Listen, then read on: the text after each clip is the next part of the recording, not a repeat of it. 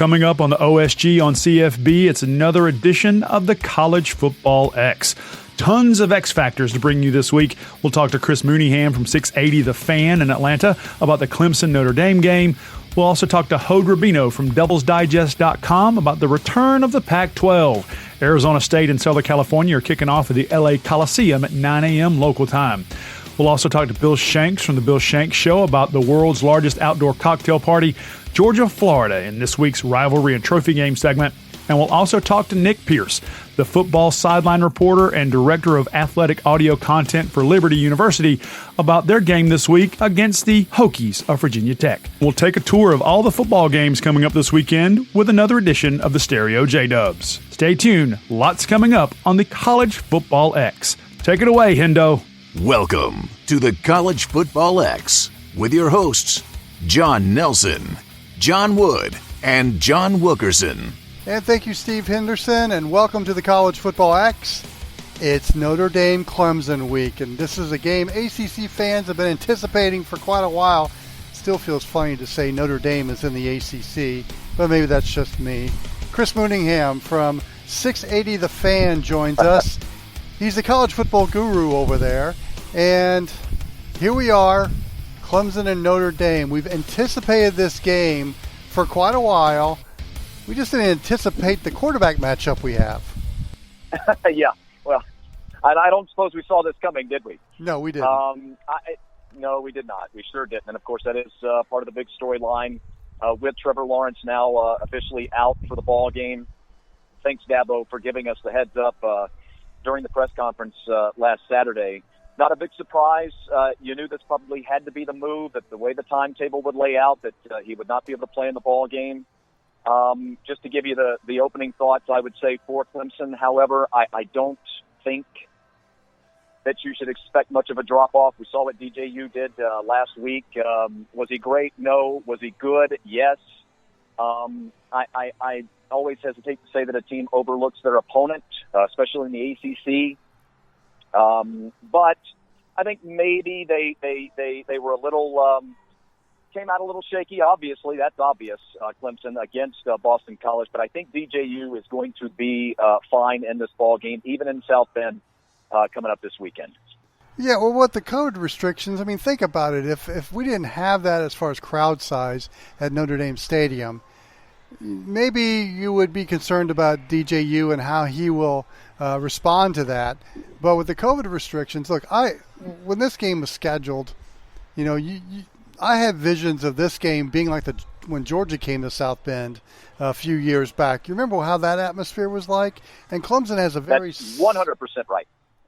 Clemson has Sorry, John, 100% right. Very similar fan base as Georgia.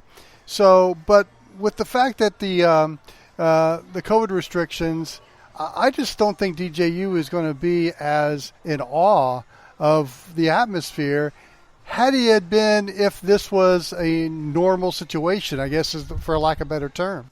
Yeah, absolutely right. 100% right on both of those accounts. Clemson would have traveled in a major way for those that are not familiar with the situation. Georgia and their fan base traveling to South Bend a couple of years ago, that was one of the biggest storylines of the season across national college football. They really packed out underneath Touchdown Jesus, and Clemson would have done the same thing. And I think that part of your point with the being at night, being under the arms of Touchdown Jesus, DJU played in a lot of big ball games at the high school level. I know it's different, but just the same, you understand my point. I think that kid's going to be fine. He's a future NFL quarterback. He's got a lot of talent. And I think that he will actually, in many ways, play better against Notre Dame than he did against Boston College. Mm-hmm. Yeah, I agree, too, because he's got a game under his belt. Look, that first half, just write that one off against Boston College by Clemson. It was all new. Whatever halftime speech Dabo Swinney said was awesome, and Clemson ended up winning that game. Now, Chris, we got two programs that have amazing defenses. Clemson's is elite. Notre Dame's is not too far from elite. So really they're running, and they're both really good against the run. So the running games are you know, they're going to have to figure something out besides the running games. And this is where I think Travis Etienne is the X factor in this game, because he can do so much rather than just taking a handoff from DJU. I mean, he can catch balls in the flat. We saw him against BC, even run back some kicks when Clemson needed that boost. He is the heart and soul of that Clemson team. Yeah, absolutely, and he's shown that throughout his entire career. There's no doubt about that. I mean, how productive has this guy been? It's been unbelievable, and you saw this very early on in his career. You knew coming out of high school that he was going to be such a star. 3,200 yards, I think, is the number. 3,300 yards rushing the football each of the previous 2 seasons. And I like your point. He's such a multifaceted player. That's why I think he'll be a very good player, very, very good player at the National Football League level. You talk about the running game, and that's part of the reason that I think, for me, the X factor is Ian Book in the ball game. I think that the Book is mixed on Book, if you'll forgive the pun. But what I love about Ian is his ability to keep his eyes downfield and keep plays alive in the pocket, use his feet to keep moving, keep the pocket solid, not get in trouble, not force in passes, has only the 1 interception so far this year. He's got 5 rushing touchdowns this year as well. I think Ian is the key to the entire ball game. As long as he protects the football, as he's done so far this year, I think they might be able to run the football a little bit, but I think that at the very least Notre Dame is in this ball game until the very end. We're talking to Chris Mooneyham from 680 The Fan Atlanta. And we're talking Clemson and Notre Dame. And for your trivia buffs out there, this is the 6th time in ACC history a top 5 matchup has been played. However, if you combine the rankings, this is the highest ever, 1 versus 4 in the conference. And so I guess there was some good of Notre Dame being a one-hit wonder in the ACC, or a one-year wonder in the ACC. You get these kind of matchups. And if you're looking for a trend, if you're a betting man, and I know Chris is a betting man, but if you are a betting man and you're in Vegas this weekend, the lower-ranked team has won 4 of the 5 meetings. So in that case, you got to like Notre Dame. But, Chris, who do you like in this game? I'm going to take Clemson to win the football game, but a close one. I think the over-under is around, what is the over-under? About 52 to 55. You're the betting man, and not me. I think if it stays that low, if we get underneath that number, obviously that will favor Notre Dame in the ball game. The lower scoring the game is, in my opinion, that's going to favor Notre Dame without question. Once we get to someone reaching about the 30-point plateau, I think now you're starting to talk about Clemson's type of ball game. And I would say that Clemson probably wins the ball game somewhere around let's call it 27-23. If this was a normal type of atmosphere at Notre Dame Stadium, I would tend to lead toward Notre Dame because they always seem to win these type of ball games. How many, I go back to 1988, 89 when Miami came in, all that swagger and the Irish won by a point. There's been so many of these instances where Notre Dame has come in against a mighty team that comes into their building and they get the job done. However, we're not in normal circumstances, and even though DJU is in his second start, he's a talented quarterback. When Trevor Lawrence leaves, Clemson is in good hands. Everybody knows that. But I just think Travis Etienne is going to be a huge difference in this game, and I like Clemson by a touchdown. And so we're in agreement as far as who's going to win this one. Yeah, by the way, the number is 52. 52 is the over-under, and it's 5.5 right now with Clemson. I would say that that's probably a pretty good number. You say it's a touchdown. I say it's 4 points, maybe 3, so right there we split the difference. I'd say if you're a betting man and you want to lay it down, I would probably say that we go over, even if ever so slightly. And, of course, last time you and I talked, Chris, you said we're simpatico, and, boy, we've kept that trend going. Yes, indeed we have. Let's not even get into Georgia, Florida, by the way, because Georgia, Florida, I don't know where we would go on that one. That would be really interesting. Maybe we'll get off of this interview and we'll talk a little bit later about that ball game. But that's going to be you talk about an interesting contrasting of styles. That'll really be something. But anyway, I digress. Yeah, we'll talk a little bit about Georgia, Florida a little later in the show with Bill Shanks from the Bill Shanks Show on the superstations.com. Chris, what are you doing now? Well, you can find me at Mooneyham On Air on Twitter. Find me over at 680thefan.com, the 680 The Fan mobile app, and at 680 AM in Atlanta, 93.7 FM. Chris Mooneyham, thanks for joining us on the College Football X. Thanks, John. Much more to come as the College Football X continues after this timeout. The OSG Sports app is up and running on your Android or iPhone. All you got to do, install the OSG Sports app and listen to our podcast from college football, soccer, lacrosse. What are you waiting for? Let's get this done. Get the OSG Sports app today. Welcome back to the OSG on CFB. It is the X, and one of our X Factor interviews this week comes to us from a friend of the network, Hod Rabino, Grand Exalted Poobah Devils Digest.com. Gives us the background and the 411 on everything. I think that's what the kids say, Hod, these days. They give us the 411, the down, everything that's going on that you were wanting to know about Arizona State. Good to have you back, my friend. Yeah, thank you so much, John. It's been a while, and finally good to be talking about some Pac-12 football and the connotation of starting a season. All right, so then let's go back to the beginning, pretty much. What has it been like for the Arizona State community and the Pac-12 from your perspective, waiting for this moment to happen? It's not been a long, agonizing off-season, not so much because here we are, first week of November, talking about week one of Pac-12 football. But I would also say the at least apparent indecision when it comes to the Pac-12 deciding to start at a later date and then 2 weeks later postponed everything to January 2021 at the latest, and then reversing course within, I don't know, probably 3-4 weeks. The timeline just really gets fuzzy when you try to keep track of everything.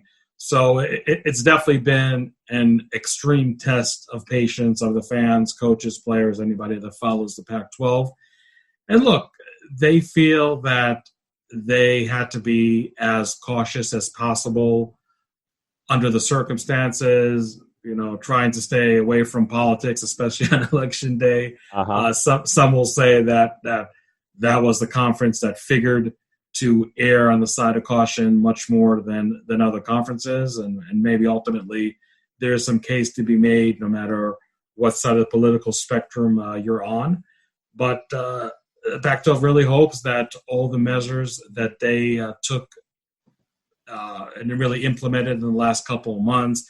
They were the first conference to introduce the rapid testing, which I'm not even sure the other 4 Power 5 conferences do, or at least have at the level that the Pac-12 has. And they felt that only when that was ready to go, which pretty much was the last week of September, could they realistically talk about having a football season, which is obviously going to be shorter than, if not the whole Power 5 conference world, at least the vast majority of it. And here we are, getting ready for week one, and let's hope it not only starts but ends without a hitch. So how is the sprint that is the Pac-12 season being absorbed and understood by the fans? Do they like it? Do they wish it was more? Do they just understand that, okay, this is the hand that we're dealt, even if it looks like an ace high, if it looks like ace high junk in my hand, this is what we have? What's the feedback then? Well, I think that especially in light of the news today that Wisconsin's going to have to cancel its second Big Ten games, a lot of Pac-12 fans saying, look, why didn't we start the season maybe mid-October, if not the first week of October, so we would have the breathing room that right now the Big Ten finds itself not having, and in other words, cannot postpone games but has to cancel them all right together when there is a COVID-19 outbreak in one team or another. And that's definitely a very valid argument to make. However, you just have to keep in mind that especially the state of California, and love it, hate it, that's where the Pac-12 powers are. And that was a state that was very, very slow to get life back to normal. And to start even in mid-October, let alone earlier than that, even September 26th, where the Pac-12 thought it would be able to start, was extremely unrealistic and then some.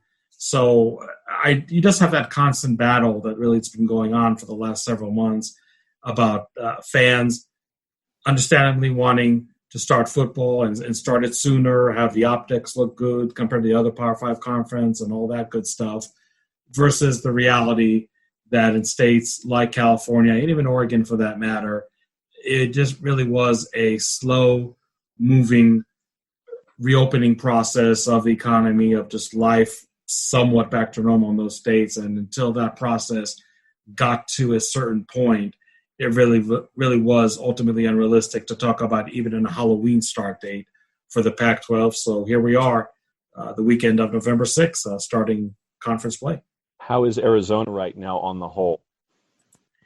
The state of Arizona? Yeah, the state of Arizona. How is? Yeah. You mentioned how it's like in the state of California and Oregon and such. How is the state of Arizona right now from your perspective? Yeah, unfortunately, there has been an uptick. I wouldn't call it a drastic uptick, but definitely numbers have gone up in the last few weeks. If you ask me if it's affecting the Pac-12 order of business, I would say, touch wood right now, no. The Pac-12 already made the decision that none of the teams are going to have anybody but friends or families of coaches, players, and staff in the stands. So it's not like one state that maybe is having no uptick or less of an uptick would enjoy any kind of advantage over another state. So, yeah, honestly, things in Arizona right now are not that great. They've definitely been much, much worse, but they also were much, much better if you look at the month of October, I think maybe in September. So we'll see if things do get worse, as a lot of people predict them to be, as we get deeper into winter, flu season, and all that good/bad stuff. But, right now things I feel are manageable. But, again, if you're just comparing it just a few weeks ago, things, unfortunately, at least in this state, are on the wrong side of the ledger. Hod Rabino, Grand Exalted Poobah, Devil's Digest, devilsdigest.com, hanging out with us here on the OSG on CFB, one of our X Factor interviews for this week. You want to talk a little football now? Absolutely. Okay, so Pac-12 getting underway, and let's go 30,000 feet. I know we'll get into Arizona State and USC. The noon Eastern kick, that is breakfast with the Pac-12, brother. We'll get into that in just a sec, but yeah. From all of the digging and all the prep that you guys have been doing there at the Devil's Digest, what are you looking at from the Pac-12 from a competition standpoint? Well, I think that in many ways there is somewhat of a gap between the have and have-nots, I feel. I think in the South it is going to be a battle between UNC and Arizona State to win that division. And in the North, it's going to be, I believe, Oregon and Cal. I know some might disagree with me about Washington, but I just felt that they might have lost a little too much in terms of the personnel. They also have a first-year head coach, which I understand Jimmy Lake has been the defensive coordinator there probably since the Clinton administration. I'm only half joking, but I still think it's going to be a transition for that entire program. So I think that's basically how we're viewing both conferences, but I think everybody is very, very cognizant. It's been a wacky, long off season.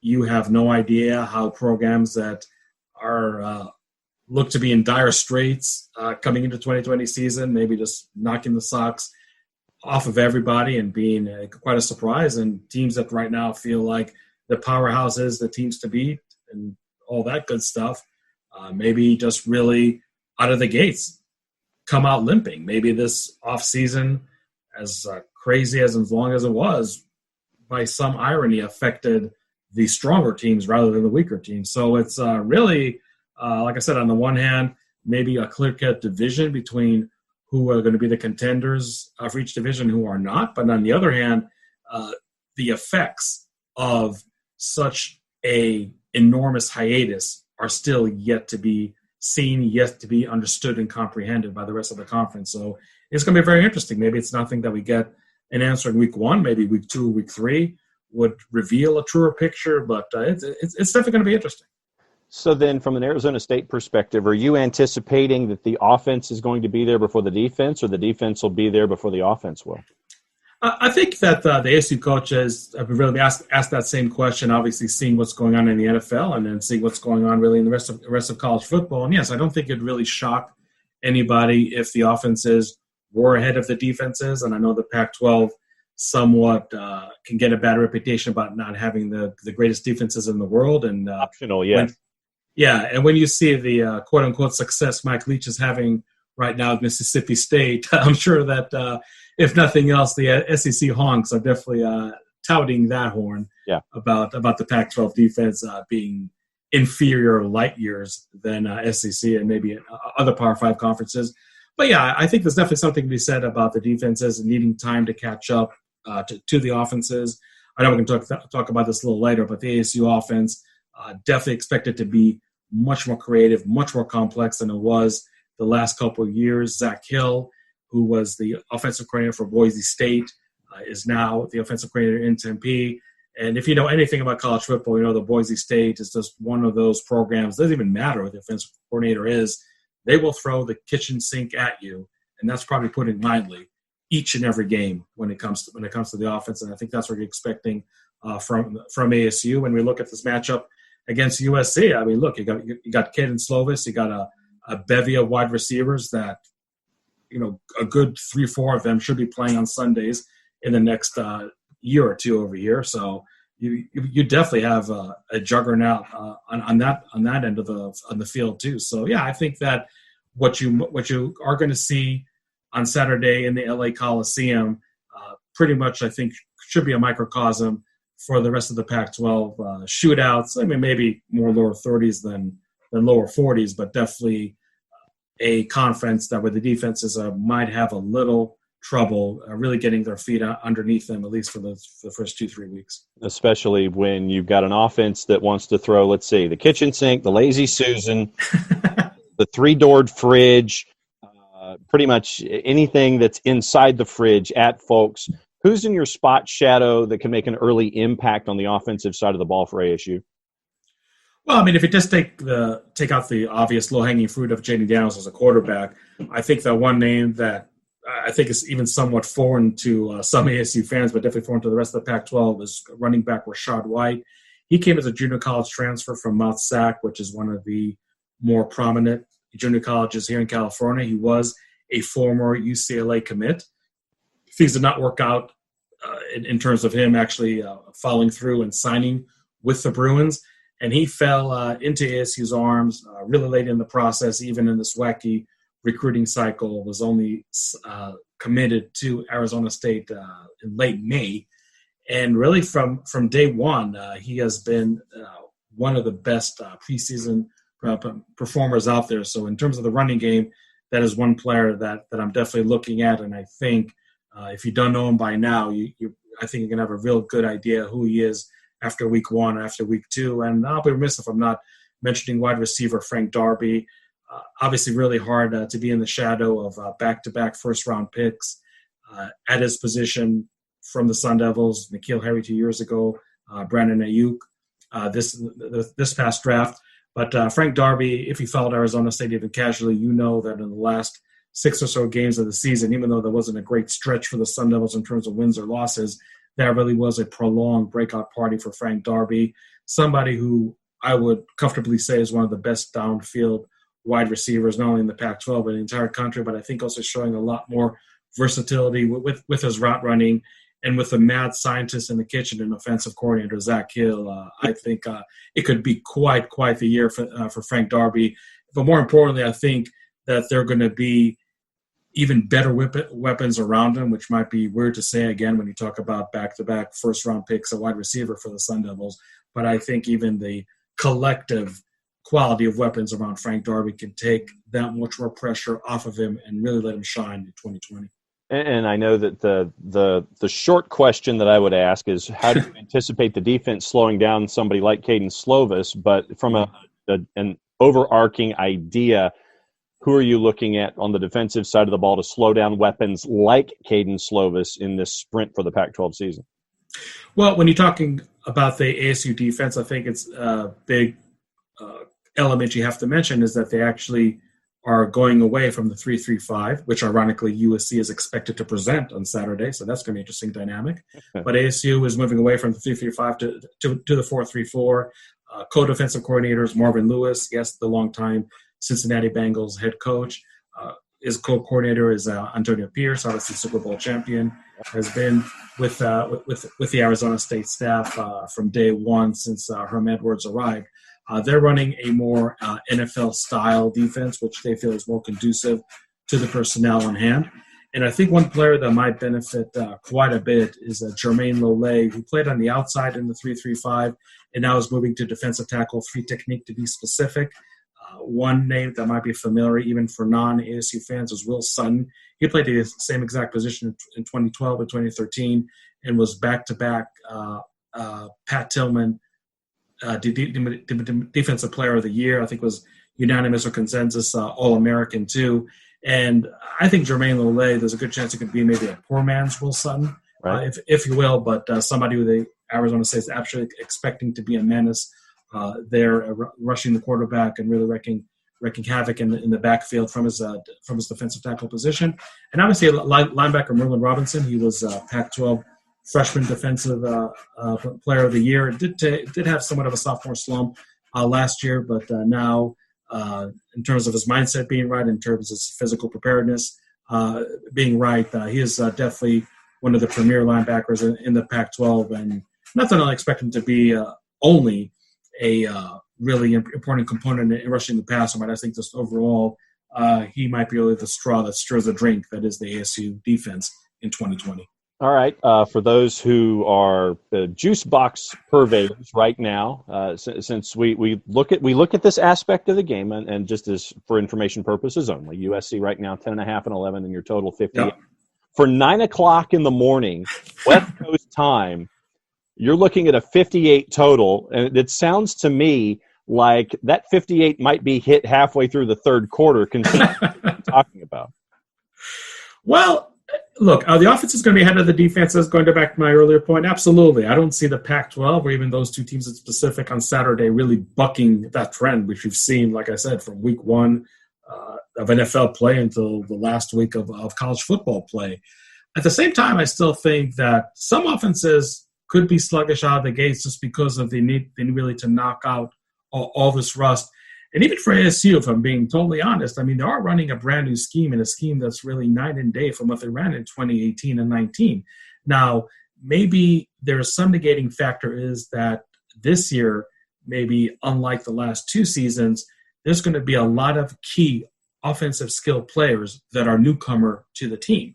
So they really don't have any old habits or bad memory bank issues trying maybe to revert back inadvertently to the old offense or anything like that. So that may help Arizona State. But at the end of the day, it's a brand new system for everybody involved. And can it really be a unit that hits the ground running, or might need a lesson in hard knocks for the first half, and maybe after halftime everything can turn around. So that's going to be interesting. I mean, I'm expecting it to go over 58 if you're asking me as far as the over-under, but I don't know if it's going to be light years beyond that 58. And I know everybody's asking about their early kickoff time. I can't speak to USC because I think they actually have a different practice routine schedule, but ASU, they've been really saying from the minute this 9 a.m. Pacific, which actually is going to be 10 a.m. Arizona time kickoff, because Arizona and Hawaii never move the clock. That makes life a little easier. And ASU has been saying for months, well, maybe not months, but several weeks now, that they just feel that they're an early rising team. They're a team that is already in the facility around 6 o'clock in the morning or so, going through that rapid COVID-19 test. They're hitting the practice field just around 9 o'clock in the morning, almost every day of the week. So really for them, it's really not going to be that big of an adjustment. I know a 4:45 a.m. pregame meal sounds something really crazy, and even in a year where I guess nothing is off the table. But I think that it really would be maybe less of an issue for ASU. Again, I can't speak for USC that much. I know that they're a team that practices in the afternoon rather than early morning. I'm not sure if they really changed the routine up in the last couple of weeks to get ready for that. But as far as ASU, I really don't think it's going to affect them that much. And again, going back to the question about the offense, it may be a little slower out of the gates than people think it is, but I think it can really hit its stride in the last two quarters. Time for the blatant promo for those that want to keep an eye on everything going on with Arizona State, the Sun Devils, and Devils Digest. How do they do it? Yeah, just log into devilsdigest.com. We've got a bunch of preview pieces already up there on our front page, and a lot more to come between now and Saturday. We'll have in-game coverage. Obviously going to have post-game coverage for week one for the Sun Devils. And if you want to follow us on Twitter, that's where we post really every link to every piece of content that we publish. It's at Devils Digest. We're also on Facebook, also on Instagram. As always, Hod Rabino, Grand Exalted Poobah, Devils Digest. Thanks for coming on, being a friend of the network, being our eyes and ears for everything Pac-12. And thanks, as always, for the education leading into the sprint that is the Pac-12 season. Thanks for being out, my friend. We'll be keeping an eye. Yeah, my pleasure, John. Stay healthy and safe. You too as well. When we come back, it's the Stereo J-Dubs and everything else that is under the tent for the OSG on CFB on the X. Stick and stay. We'll be right back.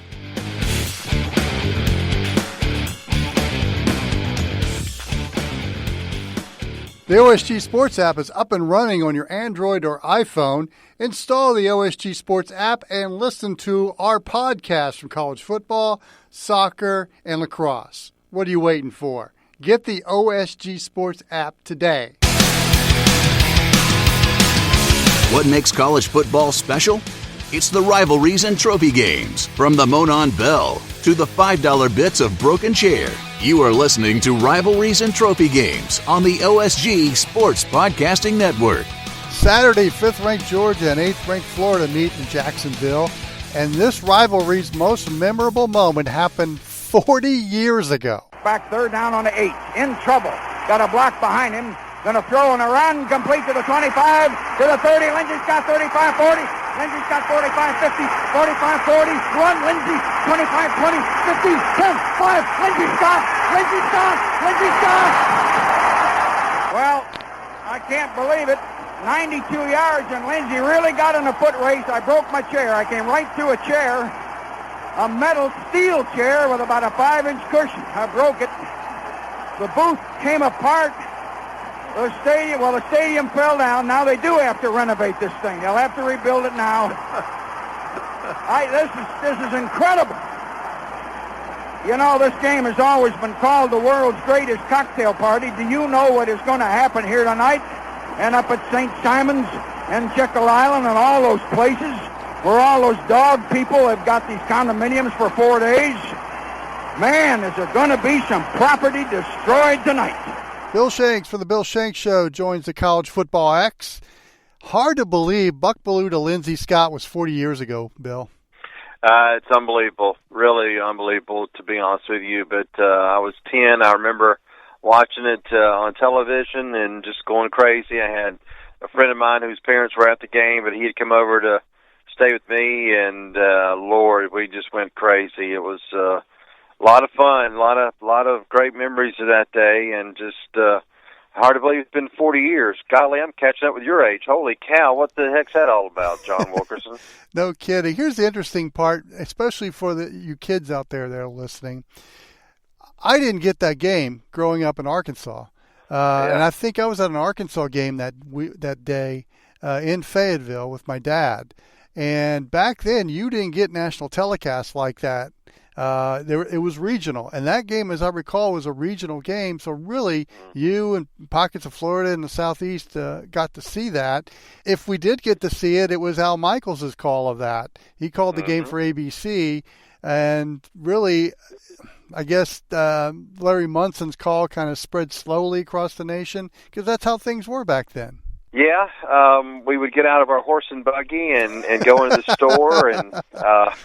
Now, you know what? It was, regional, all regional telecast, and I don't know how many national the whole country got at all back then, because it was, you didn't have them on television, and the coaches' shows on Sunday for me after Mass were always important because you had to run home to watch the highlights of what Herschel did the day before, and those early years of the 1980s, and because you just didn't have very many on TV. I think somebody told me the other day, I think 3 or 4 of the regular season games for Georgia were on TV that year, which is hard to believe, just crazy. Times are definitely different 40 years later. Of course, this rivalry is known as the world's largest outdoor cocktail party because, let's face it, it's a weekend of partying for Bulldog fans and some Gator fans too.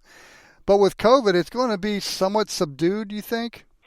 Oh, yeah, no tailgating. I've had a lot of people or heard of a lot of people who are just not going to go. Like, if we can't do that, we're not going to go. We're not going to just go down there and walk into the stadium and walk out. We want to have our little normal shindig that we have. So, it's going to be real different. No, I had no desire to go. I've been, I think, 4 years in a row, and I just had no real desire to go. And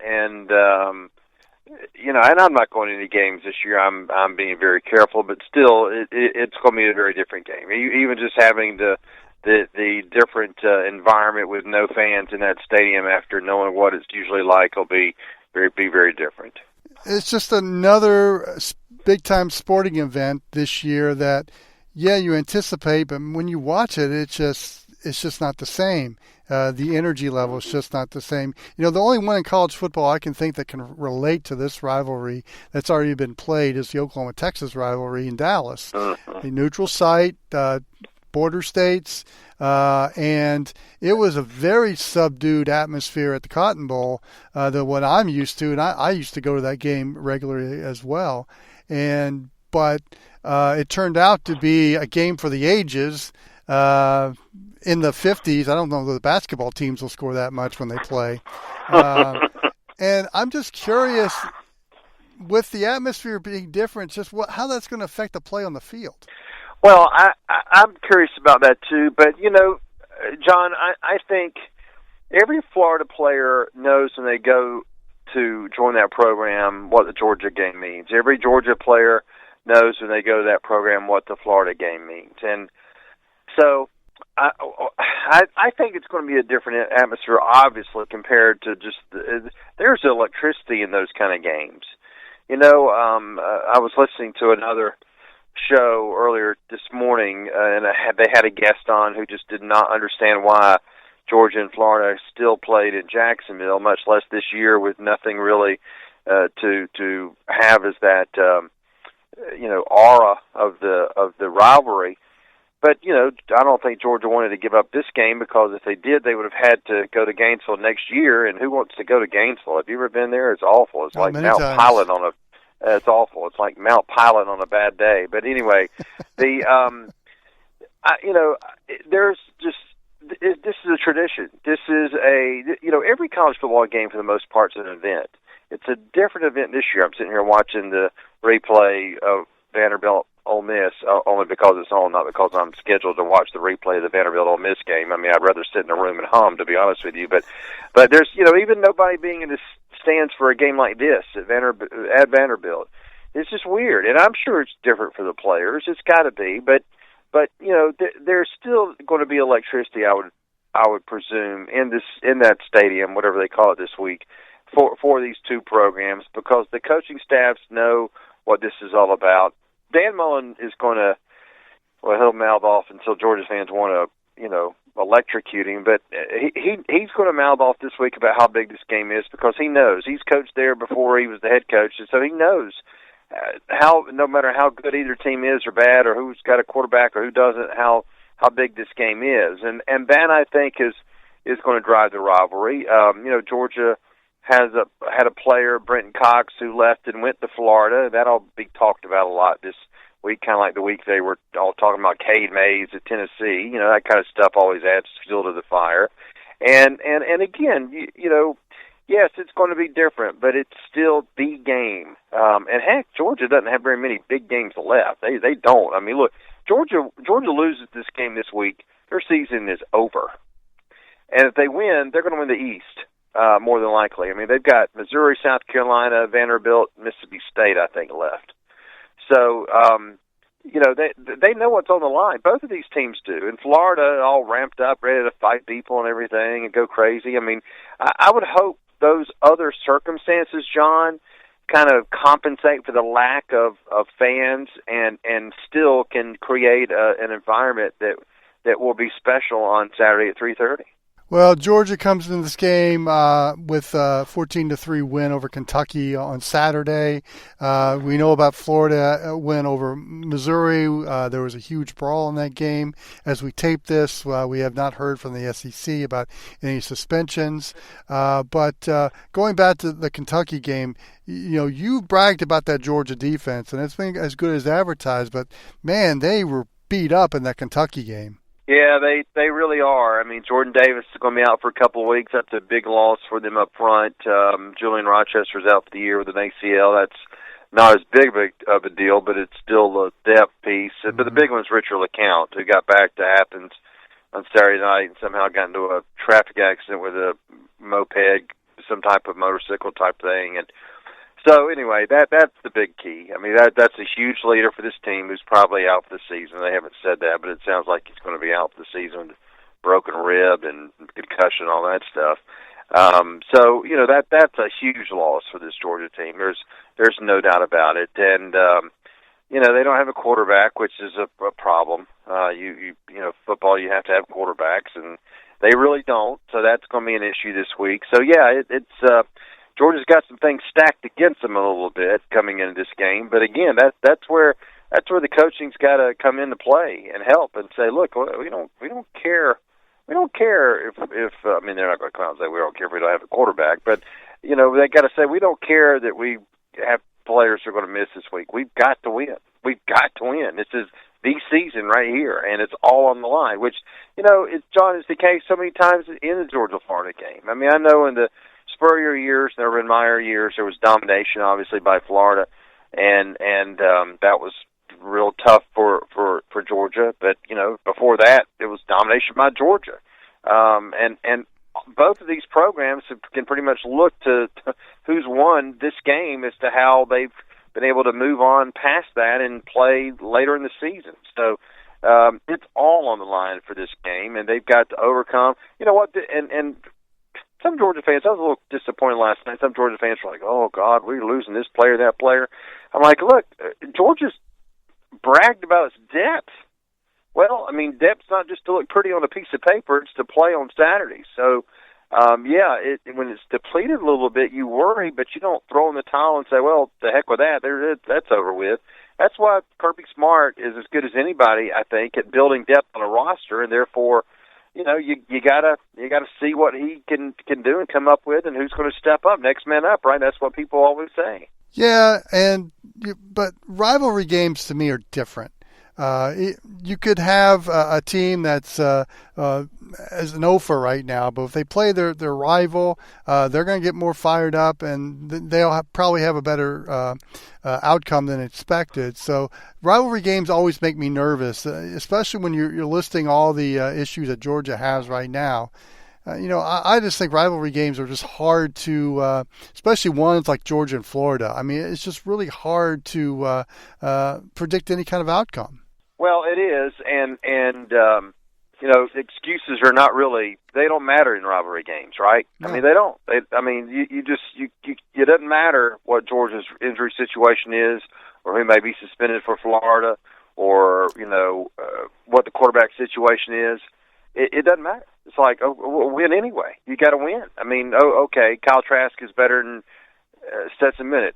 So, you got to win. You got to find a way to win. You've got to go find a way to win. And I think that's got to be the mentality. And again, the season's on the line. So, the rivalry is there, but you've got this kind of, hey, it's kind of poop or get off the pot time here.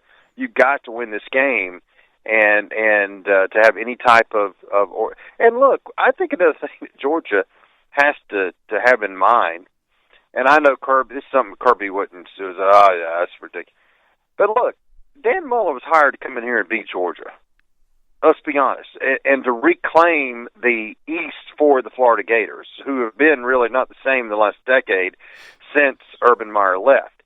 So the best way for Dan Mullen to do that is to beat Georgia head-to-head, and he knows that. That's why he's mouths off about Georgia all the time. He knows that's it. He's already got a swagger about him. He's going to be out of control. He's going to make Trump look like a meager little 4-year-old child if Georgia loses this game and Florida's able to win, because that's what Dan Mullen's been waiting for, and he hadn't done it yet. And he's not had success against Kirby, and he's going to think that if he wins this rivalry game, and the tide's turned. And he's going to say that in recruiting, John. He's going to say that in the Florida Gator clubs when he goes to all the places all around the state and speaks during the off season. That's going to be it. We beat Georgia, and that's what we had to do. So, players in Georgia's roster may not feel that way per se, but I think Georgia fans do. They know that, look, they don't want that to happen. And I'm not that Georgia's going to win every game for the rest of our lives, although that would be really nice.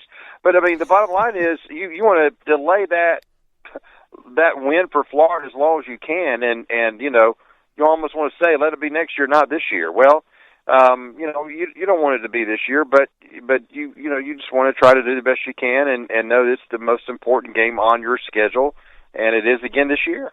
So how do you see the game playing out? Well, the quarterback situation makes it so difficult for me to really know. Because I think Georgia's got a problem.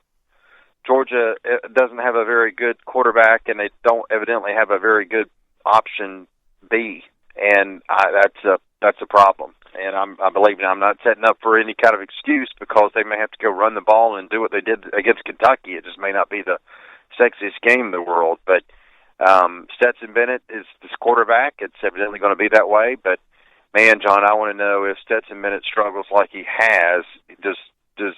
You can't change quarterbacks going into the game, right? You can't tell Dwan Mathis, okay, Slick, go out there and start against Florida. Or, okay, JT Daniels, we hope your knee's good. We hope you'll go play against Florida. Or Carson Beck, true freshman from Jacksonville. Hey, you want to make your first college start against the Florida Gators in your own hometown? You can't do that. So Stetson's got to be the guy, and but the question for me is, if he struggles like he has the last two games, what's Kirby going to do? Because if he doesn't do anything, then there's no option at all, and that's a bad situation Georgia's being put in. That's for sure. Jamie Newman is really a four-letter cuss word in Georgia right now, because I think we know that when that kid left, Georgia's quarterback situation was not going to be the same. For me, it's that defense of Georgia. After suffering the losses that they have, you're going up against a hot quarterback right now in Kyle Trask, and he's got a hot receiver too in Kyle Pitts. That they call it the Kyle Show for a reason, and they've overcome some really good defenses, and so I'm a little worried about that side of the ball for Georgia. However, the next man up mentality really works well on that side of the ball, more so than on the offense. And I think that could be the telltale sign for Georgia, in my opinion. No, I agree. Richard LeCounte's injury is awful. Huge. I mean, that's just he's not only a very good player, an NFL prospect, John, he's a leader of that defense. So that's and me saying what I said about Stetson Bennett is mainly because I don't worry as much about the defense, but there's no doubt it's going to be different with Richard LeCounte out and whatever's going to be going up front. But again, John, I've been saying all year long this is the deepest Georgia defense I've ever seen in my life.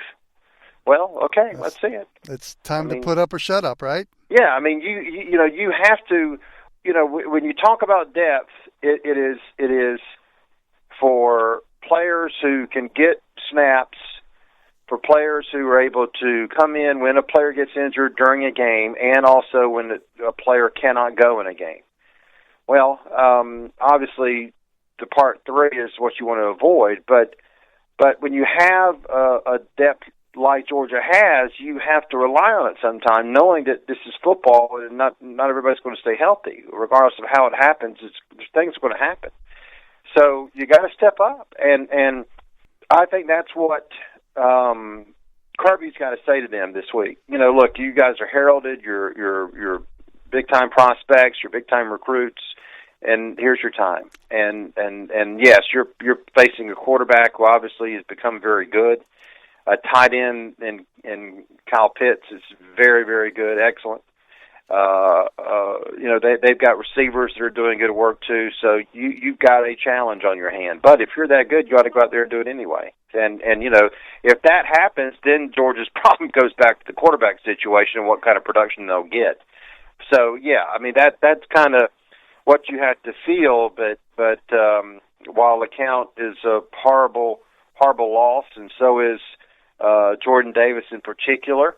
I'm not going to sit here and say, well, it's over when I've been screaming about how good this depth is all year long. I think that's hypocritical, and they've got to just come up and, they got to step up and play. Bill, where can the masses hear you?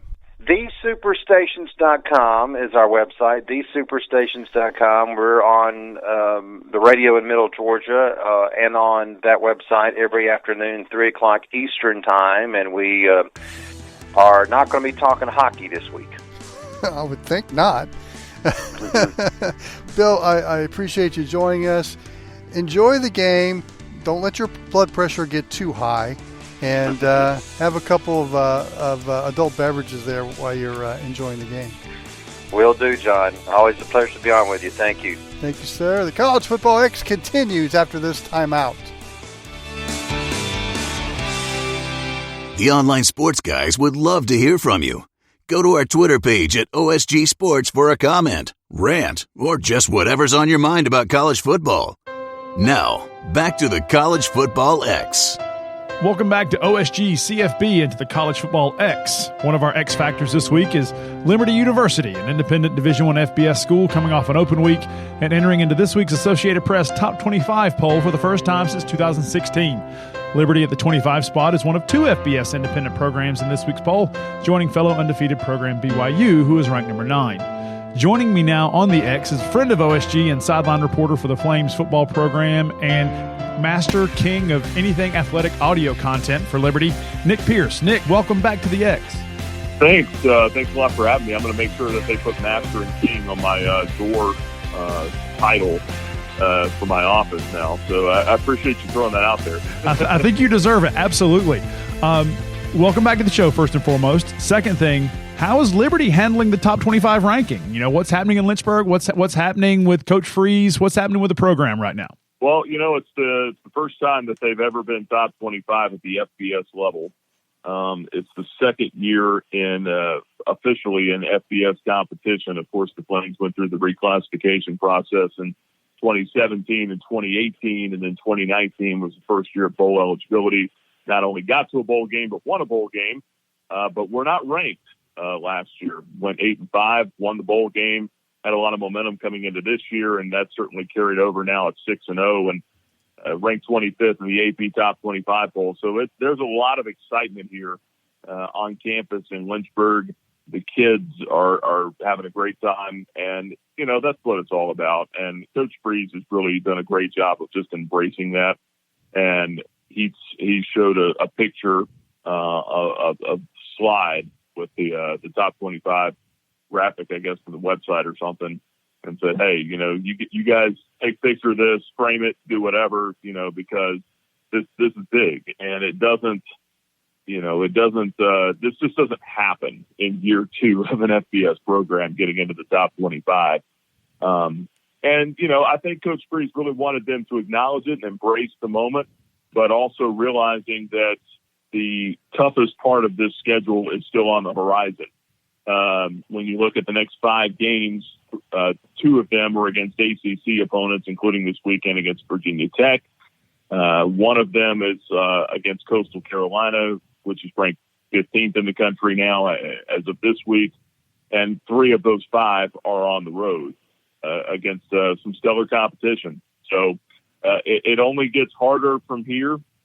But as Coach Freeze said, regardless of what happens in these next 5, nobody can take this away from us now. So trying to enjoy the moment, but also stay focused on what's next. I'd say that's probably how the team has been handling it. And you have a known commodity at head coach. Hugh Freeze has been around football for a long time. What's it like having someone who's been there before leading this program? What's it like to have a coach of Hugh Freeze's caliber on the sideline with the Flames? Just talk about what he brings to this program. Well, first of all, he kind of knows how to handle these moments and manage them. Coach said on Monday, you know, there's one of the AP reporters, I think, asked him, you know, how he's handling this. And he said, you know, there's not many things that I always have a plan, is what Coach Freeze said, you know, when approaching things. So he's got experience with this. He's not going in blind. He knows how to manage the temperament of the kids. So I think first and foremost, that's the biggest thing is you've got a guy who's been there. I mean, Hugh Freeze has beat Nick Saban twice in 2 years. I mean, you know, they had a lot of success down there at Ole Miss, and he's had success really anywhere he's gone. That's one of the crazy things. I mean, even going back to Lambeth, his first head coaching job at a non-Division I, they turned their program around very quickly. Went from a sub-500 team to, I think it was 8 wins his first year as head coach. Arkansas State, his first year as head coach, they won the Sun Belt title. Ole Miss, we know how quickly he turned things around down there. And now at Liberty, a program that necessarily wasn't looking to turn things around. Liberty has not had a losing record since 2005, but going through that transition from FCS to FBS and what that would look like, I just think that he's been the right guy for the job. So, and then certainly having someone with his coaching ability, his offensive play mind, play calling ability, that's certainly been a big plus. And I think the offense has taken some big steps forward. If you look at last year, Buckshot Calvert went from, Flames all-time leading passer and was a great player already, but he went from throwing, I think it was 15 or 16 picks his junior year to only throwing 5 all of last year. So there's been a lot of tangible improvements since Coach Freeze took over. So I think just the experience and that real offensive mastery that he has been a big thing. And you talked about the continued success of the Flames. The Flames are 6-0 to start this year, matching one of the best starts in school history. You're coming off an open week to face a tough matchup in Blacksburg against Virginia Tech. And in that open week, you were actually able to watch the VT Louisville game last weekend. Talk about the matchup this weekend in Blacksburg against the Hokies. What are some of the keys to the game for the Flames to pull out a victory here? Well, first of all, this will be, when I was talking about the schedule getting harder, it starts right now. This is the toughest matchup that the Flames have had to this point this year. When you look at, as Coach Freeze put it yesterday, they are bigger, they are stronger, they are faster, and they are deeper.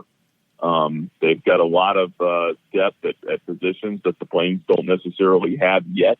They're still building that depth as they transition. But again, you talk about having a plan. You're seeing that play out with Coach Freeze and the way he's recruited to the offensive line and built depth there, the defensive line.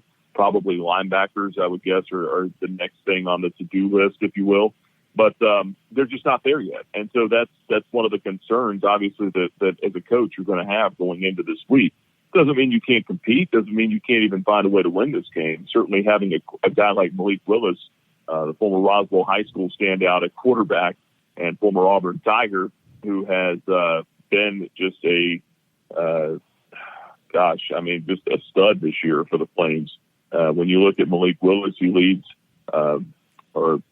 all quarterbacks in the country in rushing, 99 rushing yards per game, 6 rushing touchdowns, 9 passing touchdowns, only 1 interception up to this point. I think when you talk about keys, you're going to need Malik Willis to be that guy for the Flames coming up here this Saturday. He is going to have to play at an elite level because he is one of those elite players that you have on your roster.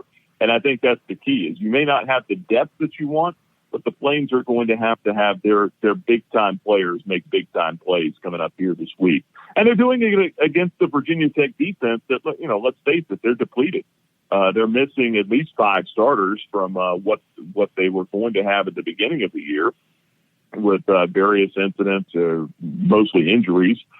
Caleb Farley, of course, their corner, who's going to be probably a high NFL draft pick, opted out for at the beginning of the season. They've dealt with some issues on the D line with depth there at Virginia Tech. So, the Flames, I think, scoring wise, they should be able to put some points on the board, and I think they're going to need to because Virginia Tech can certainly do the same thing with Hendon Hooker at quarterback. We've seen how good he can be. They've just done 42 on Louisville. They play very well at home. Speaking of the Hokies, I think the Flames are going to need to go out there and put some points on the board, hang in the ball game, and then maybe try to get a couple of stops when they need them. Now, the Flames defense has played exceptionally well this year, but again, just have not faced a challenge like they're going to face with Virginia Tech, a team that's one of the best in the country in scoring offense. So I think if they can score enough, hang in there, and then be able to make a run at the end, I think that's going to be key for the Flames. You're talking about Willis, we're very familiar with him here at OSG, coming out of Roswell High School. He's coming off a 24 of 31 for 345 and 6 touchdown performance against Southern Miss, and he added 12 carries for 119 yards and a score on the ground. So yeah, he's a cog in that offense for Liberty. We're talking to Nick Pierce, a sideline reporter for the Liberty Flames football team today on the X. Let's talk specific X and O's now. Outside of Willis, in your opinion, who are some of the stars right now on offense for Liberty? Who's playing well, and who might be flying under the radar heading into Blacksburg this weekend?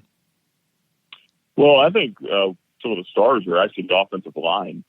Just how well that unit has played this year. I spoke a few moments ago about how they've been able to build some depth up there, get 10, 12 guys ready to go that can go out there, and they're going to need to rotate some of those guys here this week. So, guys at center like Tom Sargent, who's up for the Remington trophy this year on the Remington watch list. Left tackle Tristan Schultz, a senior, has played exceptionally well. Right tackle, they've been able to rotate Cooper McCall and Bryce Matthews. Matthews, a senior and a grad transfer from Ole Miss. So they've got some depth up there on the offensive line. I don't know how they're going to match up this week against the Virginia Tech defensive line, though, that played probably its best game here this last week against Louisville. They had a ton of energy. Their defensive ends played particularly well in that game. Of course, Justice Reed, the Youngstown State transfer, is their leading leader in sacks. And then Emmanuel Belmar has played exceptionally well on the end there as well. So, I don't know. I think the tackles against the D ends is going to be something to keep an eye on. You don't want Malik to get bottled up back there at quarterback, but some other guys to keep an eye on here. I think at running back, I'm looking for Joshua Mack to have a bounce back game. He didn't really put up the kind of numbers we're used to in that game against Southern Miss. Good news is the Flames have had some depth there of running back they've been able to rely on with Peyton Pickett and Shedro Lewis. Those guys have kind of picked it up here over the last couple of weeks. I'd like to see Josh Mack have a kind of a bounce back game. And then CJ Yarbrough, redshirt freshman wide receiver, but a guy who's 6'3", 205 pounds. He's been on SportsCenter's top 10 a couple of times already this season. He's a big, strong, outside threat of wide receiver. And the Flames are starting to get healthy at receiver because they're coming off a bye week. Yarbrough had missed the last game. Noah Frith has been out the last couple of ball games as well at wide receiver. So they're getting healthy out there on the perimeter, and that's going to be big, especially if you have to start using your tight ends to maybe help out with some of those D ends that I was just talking about in the blocking game. You're going to want to have some big bodies out there for Willis to be able to throw the football too. So I think getting healthy at wide receiver, CJ Yarbrough is a guy that could have a big impact on this ball game, and would like to see the running game be a little more consistent with everyone, or not consistent, but J-Mac specifically. I'd like to see him kind of get back on track. And you're talking about, you mentioned earlier about depth and how deep the Hokies are. They've actually, have dealt with many players not on the field all year long. Like they went into NC State to start the season down 26 players and have fought back and forth trying to get their own team healthy. Talk about how, for the offensive players you just talked about, and a lot of good talent in that group, talk about how important depth, conditioning, going in deep into ball games. Talk about how important that conditioning level for Liberty is going up against a team who has fought and clawed to a 4-2 record, even being down 20, 30 people on a team. How important is that depth or conditioning heading into this game in Blacksburg? Oh, it's very important, and I mean that's kind of what Coach Freeze was alluding to when he said they're just stronger, faster, and deeper than us.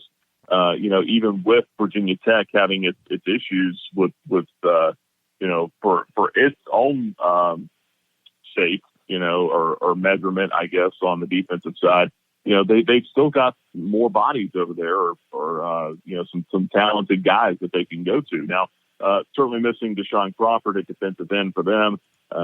Also, they've been without Jermaine Waller at corner. Caleb Farley, I already mentioned. Tywan Gilbert, or Garbett, rather, has opted back in at defensive end for the Hokies. But, whether or not he's going to play, I mean, it's going to be a little while for him because he's having to reacclimate himself with the program and go through some COVID-19 protocols and things as well. So I'm not sure that you can really count on seeing him here this week. So, yeah, absolutely. They've gone through their issues with the depth over there for Virginia Tech.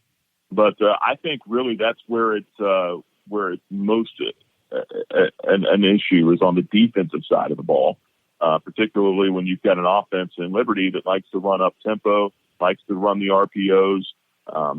If they can keep the offense out there and sustain some drives, maybe play defense that way a little bit and, not have to ask so much out of their own defensive unit. I think that could be something that's big here this week. But, if the Flames are out there, if they don't, I think if the Flames don't score 30 points in this game, it's going to be very hard for them to win it. If the Flames defense is out there having to play a lot of long, sustained drives, then kind of what you're talking about, that conditioning and stuff starts to, and depth starts to kind of work against you a little bit. Well, let's change the ball to the defensive side of the game. You've got players like Butler and Pierre and linebacker, and you've got, your defensive ends, Johnson and Sanders. Who are some of the stars at this point of the season on that Flame defense? Who's playing well, and who's going to get in the face of Virginia Tech this weekend? Who do you think is going to have a big game on this Saturday? Well, I think certainly Darrell Johnson has been a big piece there, ASA college transfer at the defensive end, or the bandit position, if you will. He's a guy that's played safety and linebacker in his career, only just started playing defensive end the last couple of years. But 6'4", 235, he's a guy that can get off the edge there. Trayshawn Clark on the other side, number 10, sophomore that has played very well here this year and has a lot of starting experience. Anthony Butler has been a godsend at linebacker coming in from UNC Charlotte. He's kind of stabilized a group that's pretty much razor thin over there on that side with depth. But I think a couple of guys that could be key contributors here this week are going to be Javon Scruggs at strong safety, the junior from Appomattox County High School here in Virginia. I think a Virginia kid maybe had a little bit more of a chip on his shoulder going into a game like this. And then a guy like Jawan Fredwell, Jr., who's also played at some safety there this year. Those guys have been tackling machines. And I think that those are going to be the type of guys that you devote to the box to try to stop the run of Virginia Tech. Now, they've got to have good eyes. They've got to be able to recognize the RPOs, the +1 runs, pick up on tendencies in film study. And I think that's why having that extra week of preparation with the bye week was so big for Liberty. It's more time to pick up on those tendencies. Because if you key all in on Khalil Herbert or on Blackshear, again, you've got Hooker out there that can hurt you with those +1 runs at quarterback. So you've got to be able to have somewhat of an idea of what they're going to do before they do it. And then once you get there and you get in position to make the tackle, you got to make it. You got to wrap up and you got to bring them down. I think those are a couple of big key things here. And, for guys like Treadwell and Scruggs that are going to be, playing in the box, but also maybe have to play a little bit of coverage as well. They've got to be able to play with some clean eyes, as Corey Batoon, the Flame safeties coach, was saying here on Monday. So I think that, the play of those guys, those kind of tweeners, if you will, is going to be big here coming up this Saturday. And we've talked about Hendon Hooker already for the Hokies. You got Khalil Herbert on the ground. What is the defensive game plan, do you think? Because we've talked about here on the X a lot about the quarterback running back tandems and how important they are in today's style of offense. What is Scott? What's the defensive coordinator going to do to game plan against Hooker and Herbert on the ground on Saturday? Well, as accurate, and this is just Nick Pierce talking, not Scott Simons, but as accurate as Hendon Hooker has been, I mean, he went 10 for 10 against Louisville. I still think you're better off if you can hem him up and try to make him beat you with his arm. I think maybe, you try to disguise some coverages out there, throw some things his way that he hasn't seen. Another advantage for the Flames might be that they've been able to get a lot of pressure with 3 and 4 on the defensive line here this year. I don't necessarily think that's going to be the case here this week, but along those lines, there's some blitz packages in there that the Flames maybe haven't shown yet. So that might be to their advantage here this week. You're going to have to try to get in there and rattle him a little bit, but at the same time, respect the fact that he can run by you and put about 40 yards up there like it's nothing. So, I think your best chance is to try to make him a little bit more one-dimensional and really make their offense a little more one-dimensional if you can. There's going to be plays that they're going to get. They're going to pick up chunks in the run game. It's just going to happen. But you've got to be able to take that, and you got to be able to win some key downs. You got to be able to get them into some third and longs, because no one's really been able to do that here this year. If they're always in third and manageable, or if they're getting first down on first and second down, then it's going to be a long day for you. Now, we talked about you guys are coming off the open week, and it's always nice to have 2 weeks to prepare for the toughest contest on the calendar. When I played at Wake Forest, we had, I used to love the open week because you got to really dive into practice and look at game film and really game plan for that team coming up in 2 weeks. What has practice been like this week in Lynchburg leading up into game week? What's the I guess the mentality? What's the attitude right now in the Flames locker room? Yeah, and that's something I would love to be able to talk about, but quite honestly, with the COVID-19 stuff, I'm just not able to be at practice that much. I haven't really been around it, with in a way that we normally would in a normal year. But I can tell you, just listening to the players and coaches talk, it seems like that there's been a lot of positive energy around there. Guys are excited for the challenge. This is a team that's playing with a whole lot of confidence right now. I mean, they're 6-0, and a win on Saturday makes them 7-0 for the first time in program history. So there's reason to believe that this team's going to come in here and believe that it can win this game, which a lot of times is half the battle, as you well know, being a former player. If you step on the field believing you're going to win, sometimes that belief can carry you a lot further than maybe anything else will. But there does seem to be a lot of positive energy. Guys that were a little nicked up are starting to get healthy now. And, like you said, you do have that extra time in the film room. And let's not forget, too, here's something that, maybe is flying under the radar a little bit. Today's election day as we're taping this. No one's practicing on Tuesday this week. So that's a day of practice that the Hokies lose in a week that, they had to play a game last week. So there was no prep time for Liberty, whereas Liberty was able to kind of adjust maybe and get a little bit more of that practice time in. And make that adjustment to knowing that it's going to miss Election Day Tuesday. So, might be something that, seems a little bit innocent at first glance. But, right. As you well know, I mean, practice days are huge, and you only get so many of them going into a game. So that's something else that could play into the Flames' favor. And especially, I guess it turns it into a short week. And that's something that you can't overstate that you losing a day of practice leading into a big game, it matters. And that's why I think coming off the open week, I think Liberty's got the advantage in preparation there. But you talk about COVID and how it's changed the college football landscape. A lot of it to the worse, actually. Talk about the processes that Liberty's put in place for screening and testing. Has it been successful so far? What's the process been like on the road? Because I know that we've got up here in North Carolina, all the universities have really ramped up testing and preparations and taking care of the players and staff and those things first and foremost. What's it been like in Lynchburg, and have they been effective so far? Yeah, I think it's definitely been effective. I mean, first of all, I'll say that the Flames have been pretty blessed up to this point that they haven't had to lose a whole lot of guys, to quarantine. And then also the fact that they've just been able to play all 6 of their games up to this point, I think is a small miracle when you look around the country at how many programs have played 2 and 3 games up there. I mean, for crying out loud, look at Southern Miss. I mean, we just played them a couple of weeks ago. They had missed 2 games prior to our game, and then coming in, did not have their interim head coach because he tested positive for COVID. Didn't have their starting quarterback because he had tested positive for COVID on Monday that week. So, Flames are very fortunate, and they acknowledge that every chance they can get that this thing has gone as well as it has up to this point. There is testing protocol in place. A lot of that is in conjunction with the Liberty being an FBS independent. Obviously, it doesn't have its own conference regulations. But so a lot of that is molded to whoever the opponent is for that week or maybe for the following week. They start to get into those protocols, especially for the ACC, to match what is required of ACC schools.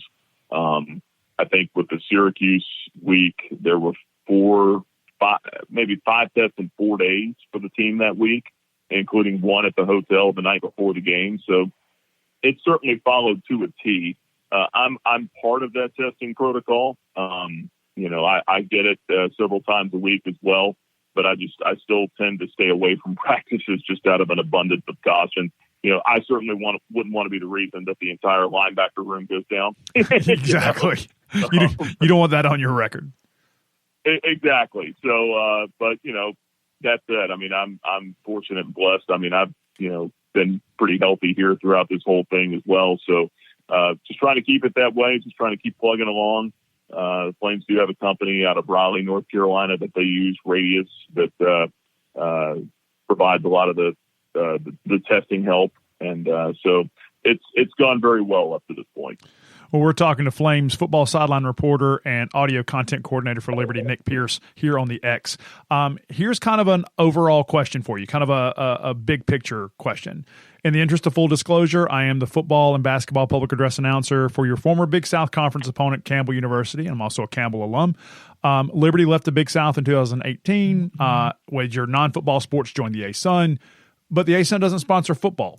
What's it like to play in the FBS as an independent? Are there any major differences Liberty faces, or what's it like to not be in a quote-unquote football conference?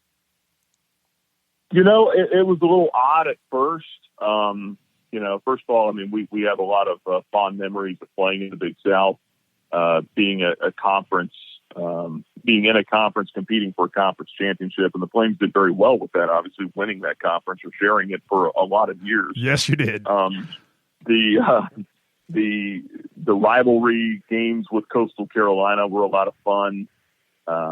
Year after year, it seemed like that went back and forth. It's going to be a lot of fun to play them again this year, now with both teams having the success that they're having, both undefeated, both in the top 25 right now, just at a different level. I think it was a little bit of an adjustment at first, just from a fan standpoint, and just from hey, we're not competing for a conference championship. But the good thing was, you're still trying to get to a bowl game, and the Flames have some bowl tie-ins now with the ESPN Bowl series, and so that there are things to play for. There's the carrot at the end of the trail, so to speak. So, right.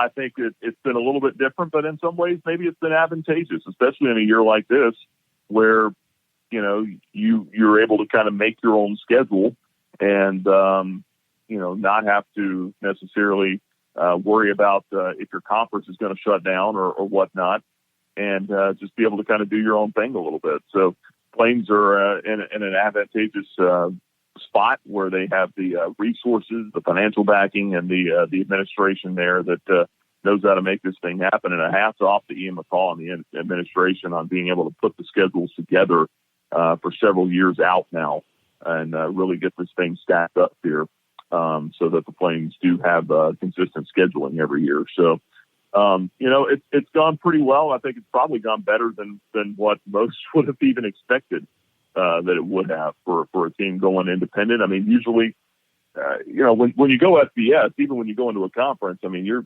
going to struggle typically, right? I mean, yep.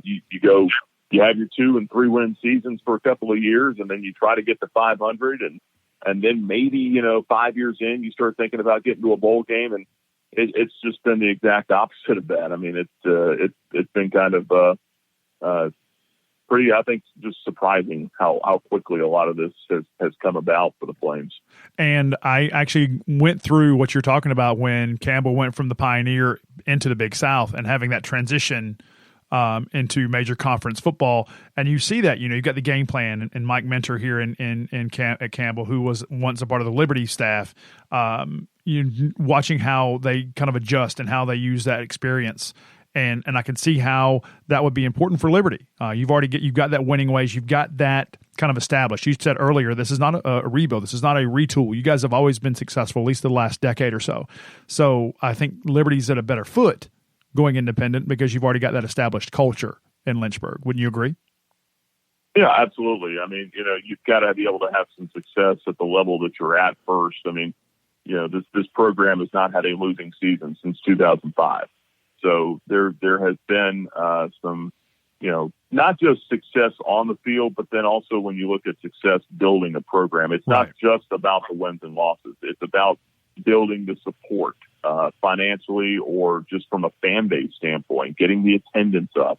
The Flames went through that, working from, a couple of thousand people going to games in 2005 up to, 7,000 or 8,000, and then eclipsing the 10,000 mark, and then eventually expanding the stadium in 2010 and going up to 19,200, and now up to 25,000 is the capacity for the stadium. And usually, they're averaging around 20,000 a game now at this point. But that's happened over a series of years. So that part, of course, did take time. But, this fan base has been tremendous, and the local following here has been outstanding. And certainly now when you get into the top 25 and you can start challenging some of these in-state schools like a Virginia Tech that, of course, has been successful for the last 20-plus years, going to bowl games every year, now it starts to get fun. You can start to kind of chirp at some of these programs and start to maybe establish some of those local rivalries. I mean, Virginia Tech's coming back here, I think, in 2022 to play a game in Lynchburg. That I can't wait for what that's going to look like. Hopefully we're past all this COVID stuff by then, and we can pack the stadium out. But, that should be a lot of fun. So it's been a wild ride. I'm a Liberty alumnus. I graduated in 2007. I remember that 2005 year. Team went 1-10 that season. Had to come from behind at halftime to beat a Division II school for its only win. And there was a string that year, losing to UConn. I think it was 56-0. Then it was William and Mary 59-0. And then it was Youngstown State 42-0. That was 3 straight weeks. So when you think about going through all of that and watching all of that, to see where this thing is just 15 years later, it's just mind-blowing. Well, you talk about the fan base, right? Let's say it's game day in Lynchburg. How can listeners connect with the Flames on social media? Where do they go to feed their statistics fix and get some of your choice audio content? Where can they hook up with you online to find out more about the Flames? Yeah, absolutely. So the main account on Twitter for Liberty Flames Athletics is just @LibertyFlames, or you can go to @LibertyFootball. For the football main page, we have a video production team here in-house that does a tremendous job of getting folks hyped up for game day. Content out on a daily basis is exceptional. I like to think that I contribute to that a little bit with absolutely media coverage. And since you're the king of content day. Anyway. Yeah, well, audio maybe. I don't know. Our video production team, though, they do a tremendous job. So definitely check out a lot of stuff that they put out.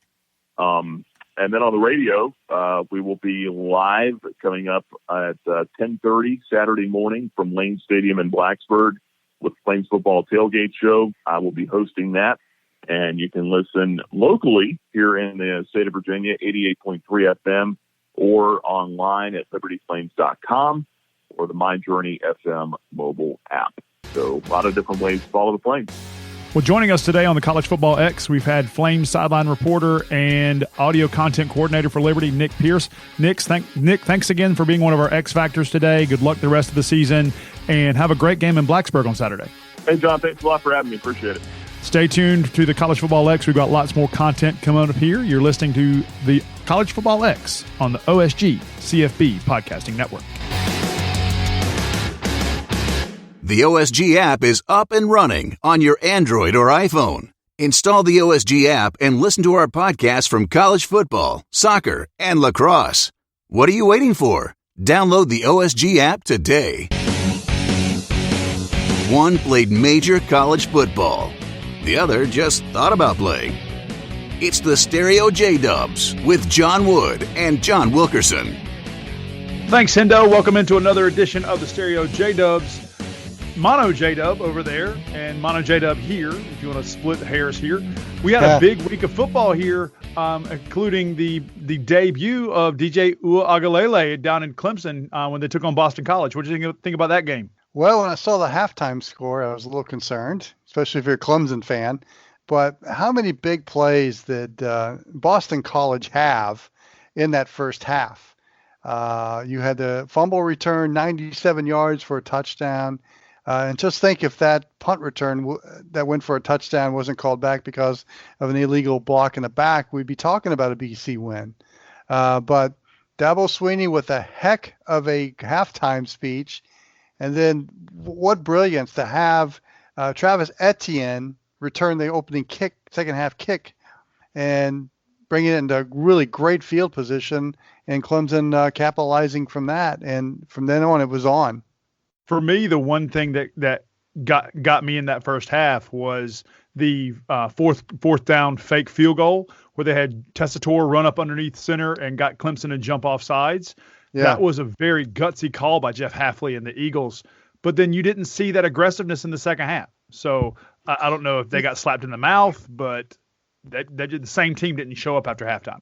Yeah, and it's interesting when you have a team like a BC that is up and coming. I mean, Jeff Hafley is going to have a tremendous career there at Boston College, but it's almost as if the lights come on, like, oh, we shouldn't be up this much on Clemson. What's going on here? And then you start playing not to lose rather than to win.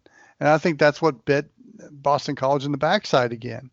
And how many times do you say you've got to keep the aggressiveness going? And you're right. They kind of throttled down a little bit. But I also give credit to the Clemson defense. I mean, that front seven is legit. I've always thought the weak spot of Clemson's defense has been the back line, the secondary. And I thought that was exposed in the first half. But great adjustments by Clemson. They got the big plays when they needed, and they're undefeated going into the showdown with Notre Dame this week. And that's why I kind of started with that game, because they've already declared Trevor Lawrence out against Notre Dame. So this is going to be Ua Agalele versus Ian Book in Notre Dame, and Notre Dame is obviously the underdog. What can we expect to see from that game this weekend? Not exactly the quarterback matchup we expected, right? Right, exactly. Now, look, I really think, and Chris Mooneyham and I talked about this in the first block. I really think that Travis Etienne is the X factor here because, look, you got two elite defenses going in this game, and Notre Dame is outstanding against the run. Clemson is pretty good at it too. But Etienne can do a lot of things rather than just run downhill and punch through holes. He can catch passes in the flat. He's got enough escapability where he can run by linebackers, and he's got enough strength where he can run over DBs.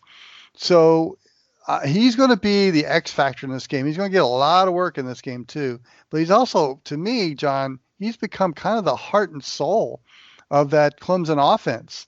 And I really think if he has a breakout performance, and I expect he will, that Clemson wins this game by maybe 2 touchdowns. Notre Dame's got firepower, but I'm still kind of reserved about. I think Ian Book's a really good quarterback. I don't know if he's got the receivers that he's going to need and trust as the game wears on. But I think the other thing too, John, is, man, it's not going to be the atmosphere we expect at Notre Dame for a game like this. I mean, and think about these big type games, these top 5 matchups that have been played at Notre Dame Stadium. Obviously, there was the games against Miami. Remember Southern Cal, what was it, in 05, 06?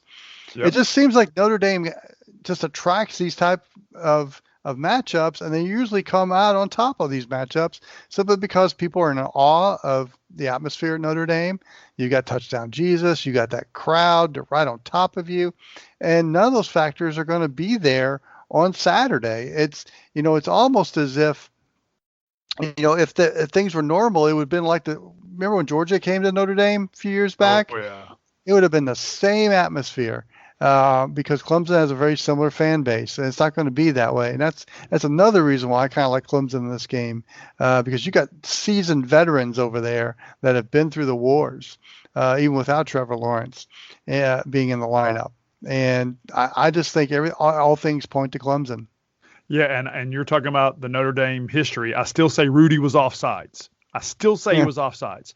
But I think if you look at just team on paper, Clemson just has too many weapons, too many layers, too deep for Notre Dame. I think BC exploited some defensive problems in the Clemson secondary. I think the DBs and the safeties for Clemson played way soft last week.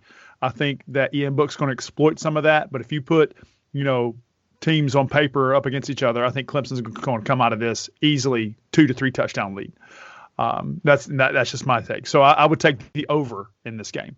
But let's go ahead and stay in the ACC. Got some games. We've got Miami traveling to Raleigh to take on NC State. Is that even going to be a game? Yeah, I tend to like Miami in this game. I think De'Aaron King is, I mentioned a tough veteran quarterback, and he is. And I just think Miami has too much offensive firepower. That NC State defense that I thought was a strength of that team, that front seven, really hasn't played up to snuff to me. And but I really like Miami in this game. They've won a big conference game already on the road at Louisville. And I just don't know what NC State team is going to show up. And so I'm going with the Hurricanes. I still like Emeka Emezi, wide receiver for NC State. I do too. Really, really underrated wide receiver. But you put De'Aaron King and Cameron Harris again, this quarterback-running back duo, I think the Hurricanes are going to run all over the Wolfpack. Then you got the battle for the bell, North Carolina versus Duke at Wallace Wade. Again, it's a minor rivalry game, but it's big for up here in North Carolina headquarters of OSG. What do you think Mac Brown's going to do in this game going up against the Blue Devils? I mean, don't ever undersell a Duke North Carolina matchup, even on the football field. I mean, it matters, and I think Carolina comes in this game angry. Sam Howell tried to will that team to victory last week in Virginia. Virginia was just too tough and physical, really, for the Tar Heels. And I just look, Carolina, firepower-wise on offense, they've got it with Sam Howell. I'm just concerned about what defense is going to show up for the Tar Heels. That's been really the Achilles heel for them. And, Duke just doesn't have the offensive firepower they've had in the past. So an angry Carolina team should win this game. And so I expect at the end of the game that North Carolina will run to one corner of Wallace Wade Stadium and spin that bell. Yep. And paint it Carolina blue. I mean, the bell game is always a good game from up here, but I agree with you. Never undersell a Carolina or a Duke game. But I think if I was Mac Brown, and I would have that team ready to play, because that loss to Virginia dropped them completely out of the top 25. So they're feeling kind of slighted. And, I think this is going to be a statement game for the Tar Heels. And I don't think Chase Bryce has got the weapons around him in Duke to do anything. Even though Cutcliffe is a really, really strong coach, I don't think even the best of coaches can get them out of this game. The only other game in the ACC I want to talk about, we talked to Nick Pierce from the Flames earlier. We got Virginia Tech taking on a very tough Liberty Flames team coming in at top 25. The first time in their FBS history that Liberty's in the top 25. What do you think that we're going to see from Malik Willis and the Flames going up against the Hokies in Blacksburg? Well, they're going to be focused, that Liberty team. And they're probably going to give the best performance they've ever given this year. I mean, this is their Super Bowl. They're going to marching into Lane Stadium and taking on the mighty Hokies. And I give Liberty a good chance simply because with the COVID restrictions. It's just not going to be the same atmosphere at Lane Stadium as only it normally 1,000 is. people. Virginia only is allowing 1,000 people in the stands. So you've seen the entrance at Virginia Tech. That's one of the best pregame situations, and only 1,000 people in the stands. I was going to say that Metallica isn't going to really matter. I mean, it's going to be echoing through the mountains there in Southwest Virginia, and you're not going to have that electric atmosphere. You're right. That sends goosebumps down my spine when I see that, and it's just not going to be the same. And that's why I give Liberty a puncher's chance in this game. There's some talent there, and Hugh Freeze, don't discard a Hugh Freeze team in a big game like this. This is a guy that's beaten Nick Saban twice when he was at Ole Miss. Yeah, so I'm going to stop short of an upset, but it wouldn't shock me if it happened. Well, Virginia Tech has been playing down all year. They've had lots of people with COVID and opting out, and they've always been kind of the underdog. But you look at Malik Willis. Pierce was very, very up on Willis, obviously. He's coming off a 24 of 31 for 345 yards and 6 touchdowns against Southern Miss, including 12 carries and 119 yards on the ground and a score. So the Auburn transfer is going to have a big game because Willis actually committed to Virginia Tech before he transferred, before That's he right. ended up going to Auburn. So, and Willis is a Roswell kid, so we're very familiar with him. I actually think Liberty's going to upset them here. They're coming off an open week. Virginia Tech is down. And I agree with you, Hugh Freeze. You do not bet against him. And the way that they're playing right now, the Flames, I'm told, they've got more than a punter's chance. I'm saying they're going to beat them by at least 7 points, even though Virginia Tech's is predicted to win. I'm calling Liberty for the upset here. So you heard it here, folks. Take it to the bank. Take it to the bank. Let's move over to another rivalry game. Let's go over into the SEC. It is time. We talked to Bill Shanks earlier. It's time for the world's largest cocktail party. What's going to happen between, the Fighting Hurricanes, the Fighting Gators, rather. Let me get the team right, and the Georgia Bulldogs. What's happening with between Mullen and Smart here in this game? Well, and if you heard, Bill was pretty fired up about this game because Georgia's coming in really banged up on the defensive end. They've lost one player because of a car accident that's going to knock him out for a while. Yeah, another with an ACL tear. These are all defensive players. The thing about Georgia is they've got depth on that side of the ball, and it's the next man up mentality. But still, you've lost 3 guys that were integral parts of that defense. And then Stetson Bennett. I mean, there are a lot of people right now that are not Georgia fans are not happy with that performance against Kentucky. And if Kentucky had any kind of offense, I mean, they could have pulled off the upset in Lexington. So I think Georgia comes into this game rather wounded. Florida, well, remember we saw the brawl against Missouri right at halftime. Dan Mullen's has to write a large check. Yes, and then there's suspensions there. So this is weird. You got 2 really wounded teams, especially in the first half, going at each other. So I don't know. I mean, I tend to like the Kyle show of Florida, and I think they do just enough on defense. I mean, really, if Jameer White is elite as far as running backs. And we all know the receivers, but can Stetson Bennett get the ball to the receivers? I mean, that's going to be the question. So I tend to like Florida in this game.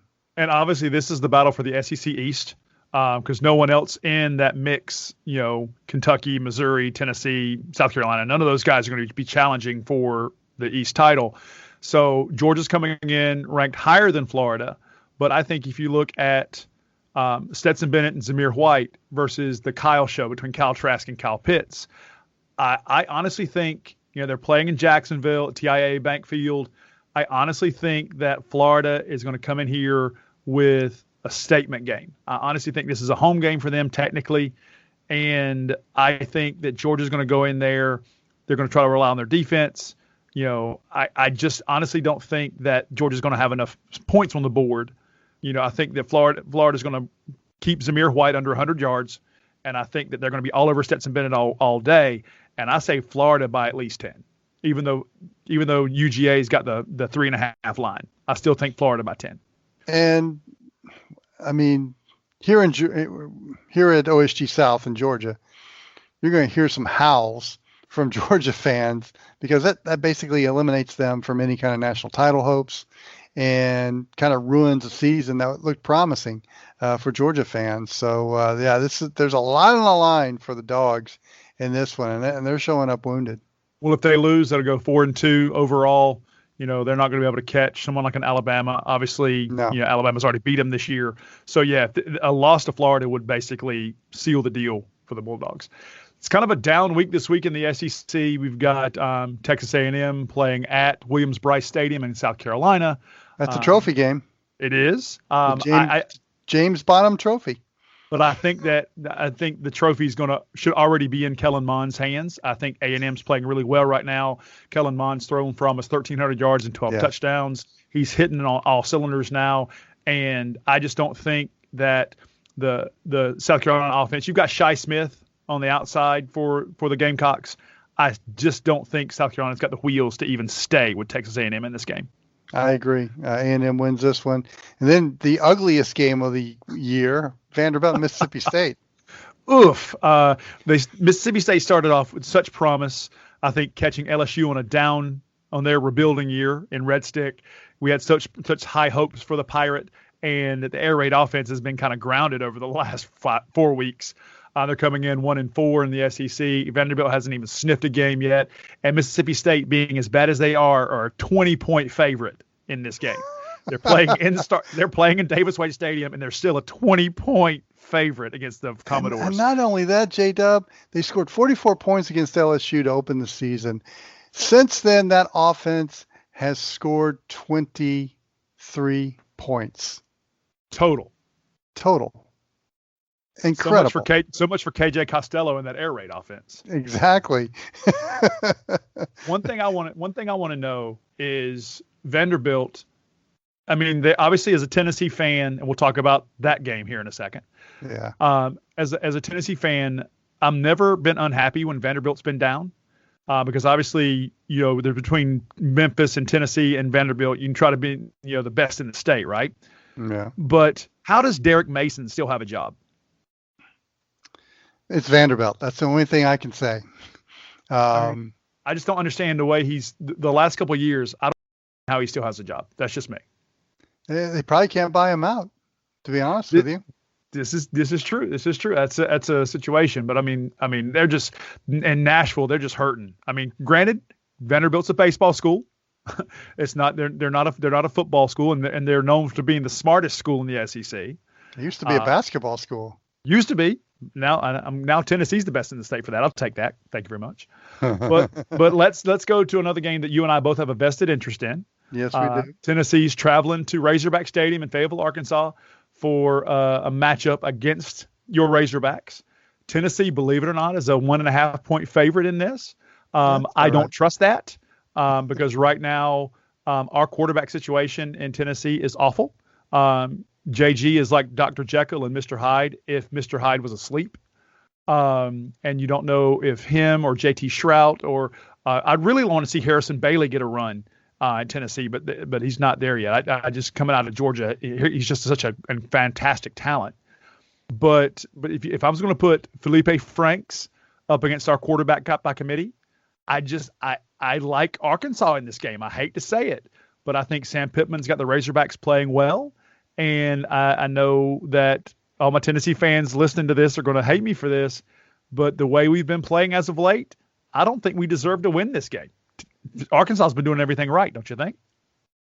Yeah, I think the defense kind of regressed a little bit against Texas A&M, but that's more along the lines of A&M being that good offensively. The one thing that concerns me about Arkansas is they just look somewhat inept in the red zone. And they just don't. Rakeem Boyd should be able to bust through a line and get some key yards in the red zone. And why do teams stay in the shotgun when they're inside the 10 or inside the 5 is beyond me.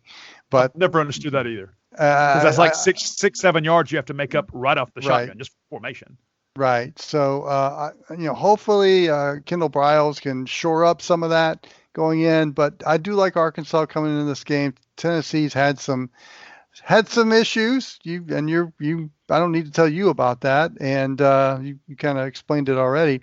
But they did have a week off, and maybe they're refocused and coming out charged up against Arkansas at Razorback Stadium. But I really like what Arkansas is doing right now. I don't expect. Everybody's eligible for a bowl this year, but and they'll probably play at a 4-8 or whatever their record ends up. But I like Arkansas in this game, and they should win it at home. It's a 7:30 p.m. start. Tennessee's given up 126 points over their last 3 games. Obviously, they played Georgia, Kentucky, and Alabama. They've scored 28. They scored less than 40 points total. Wow. Your leading rusher, Eric Gray's has got less than 400 yards on the ground. So yeah, Tennessee's offense is sputtering. Their defense is the wheels have fallen off the cart, and I know that pisses Jeremy Pruitt off because he's a defensive-minded coach. So if we're going to get off the schneid, it's going to be this week because then Tennessee has Texas A&M, and then you got Auburn, Vanderbilt, and Florida. So only one of those games is winnable for Tennessee. So this is a make or break, I think, for Jeremy Pruitt right now. So let's go ahead and change. Hey, we've talked about this in the review this week. We got Pac-12 football this week, Jon. Can you believe that? They're finally back. They're playing out west. Yes, they are. We talked to Hod Rabino earlier from DevilsDigest.com about the Arizona State Southern California game. What can we see from them in the LA Coliseum at 9 a.m. local time kickoff? Will they be awake? That's the question. I expect the first week of the Pac-12 to be like what we saw opening week, and then when the SEC came on board, and even with the Big Ten, unpredictability, high scores, and just teams are kind of in disarray. And it's weird to see a conference open their season after Halloween. I know, and because now you're fine-tuned and you're trying to position yourself for a bowl, or you got playoff aspirations. But right now, I just expect it to be a little messy. I don't know what to expect from Southern Cal or Arizona State. I know Southern Cal's had a lot of opt-outs. Arizona State, they're kind of a mystery this year, but people seem to like them. But I just want to see how they react to kicking off at 9 a.m. I mean, you add to the unpredictability of the first game of the season and not playing for, 3 months, and opening your season after Halloween, and then you're kicking off at 9 a.m. for television. This is going to be interesting, J-Dub. This might be the best game to watch.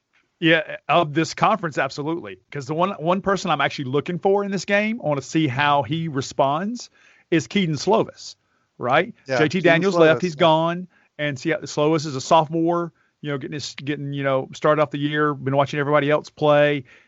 Is he going to come out rusty? Is he going to be, releasing the ball too soon? I want to see his timing, because I think between him and who's that, Malapie, the running back out of there. We'll see how that goes. But Keaton Slovis is my key in this game. How he goes, I think, is how the Trojans will go. The only other game in the Pac-12 that's worth even considering is the Oregon game. Yeah, Oregon-Stanford. So Oregon and Stanford, that's going to be playing in Autzen Stadium in Eugene, Oregon. Oregon's at 11. You got Wazoo playing Oregon State in Corvallis. That'll be an interesting game to see how they respond, post Mike Leach in Pullman.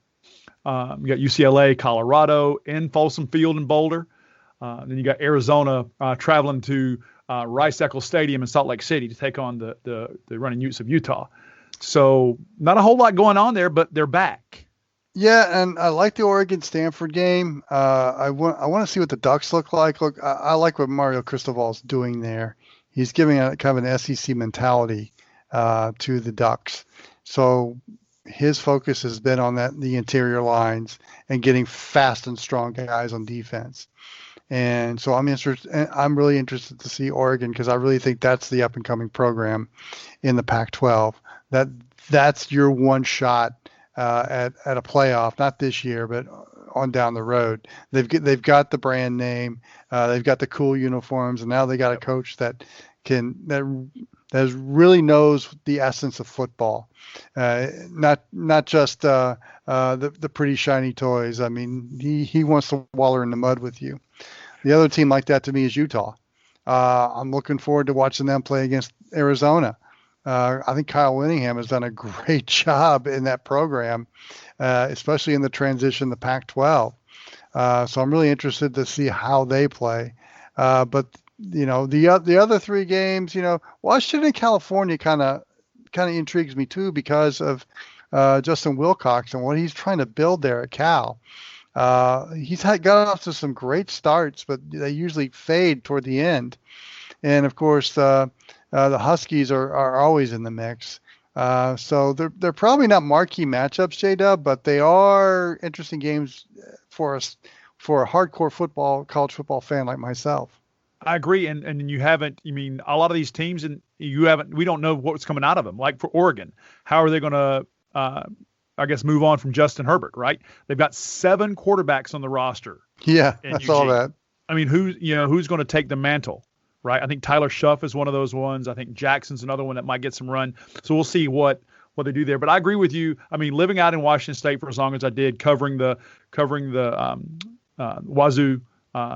Way back when Ryan Leaf was there, I don't hold that against me. But I've always loved Washington State. I love going down to Pullman to see a game. Love watching games at Husky Stadium with UW. And the Apple Cup's always one of my favorites. So the Pac-12 has always been interesting to me. I think the way they handled the whole COVID issue back with the Big Ten, we've ripped on them so much with their response. I'm just interested to see what they're going to put on the table.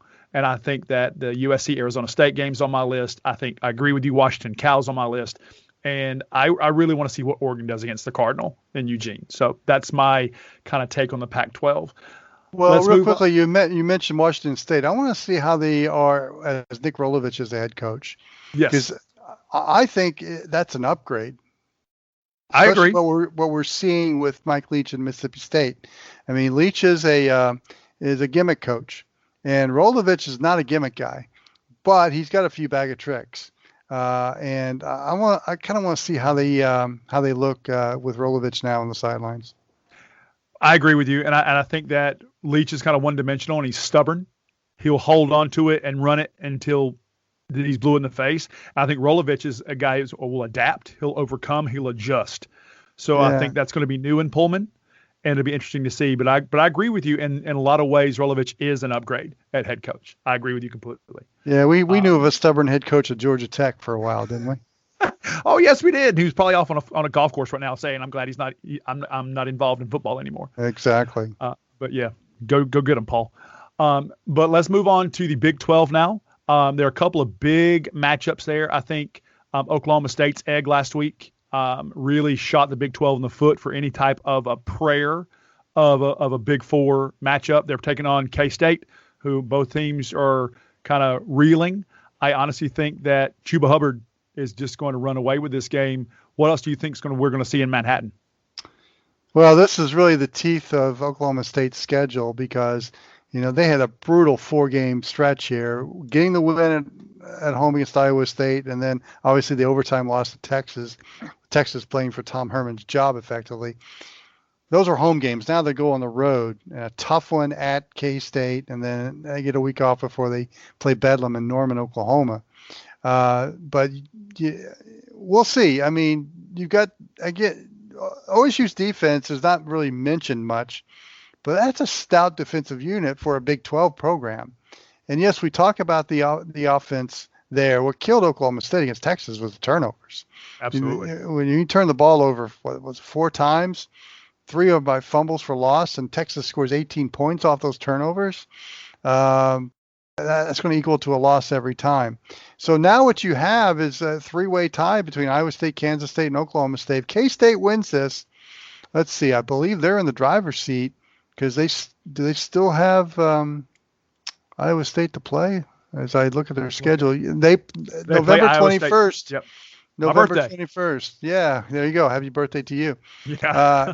In Ames. So if Iowa State can hold serve and K-State can hold serve, that's your showdown to see who will be on top of the Big 12. Of course, they got the title game coming up. So K-State, Iowa State title game would be interesting, wouldn't it? Absolutely. And that is a 4:00 kickoff in Manhattan. Speaking of Iowa State, they're taking on Baylor in Mid-American Energy Field in Ames. And by the way, let me go back to Oklahoma State.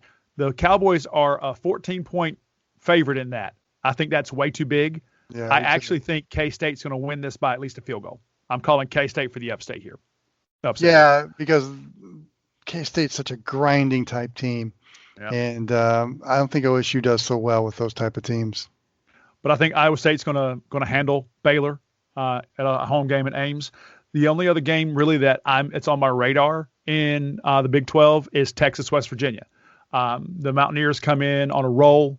They're coming into Austin They're 4-2, 3-12 in the 3-2 in the Big 12. Texas is coming off a big win against Oklahoma State. Are we going to see any kind of a adrenaline crash from Sam Ehlinger here? Or are they going to look past the Mountaineers? Because if they do, that's going to be a problem. I don't think they'll look past the Mountaineers. I don't think there's an adrenaline crash with Sam Ehlinger. I love the kid. He's a winner.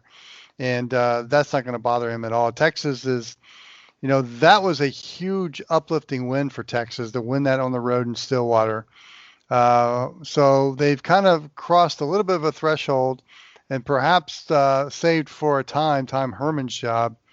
But West Virginia, I love their coaching staff over there.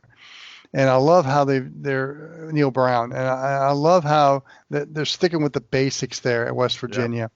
Yeah. And, I tend to go with West Virginia in this game. I just think they're mentally tough and they're physical and they've got some really good skill players.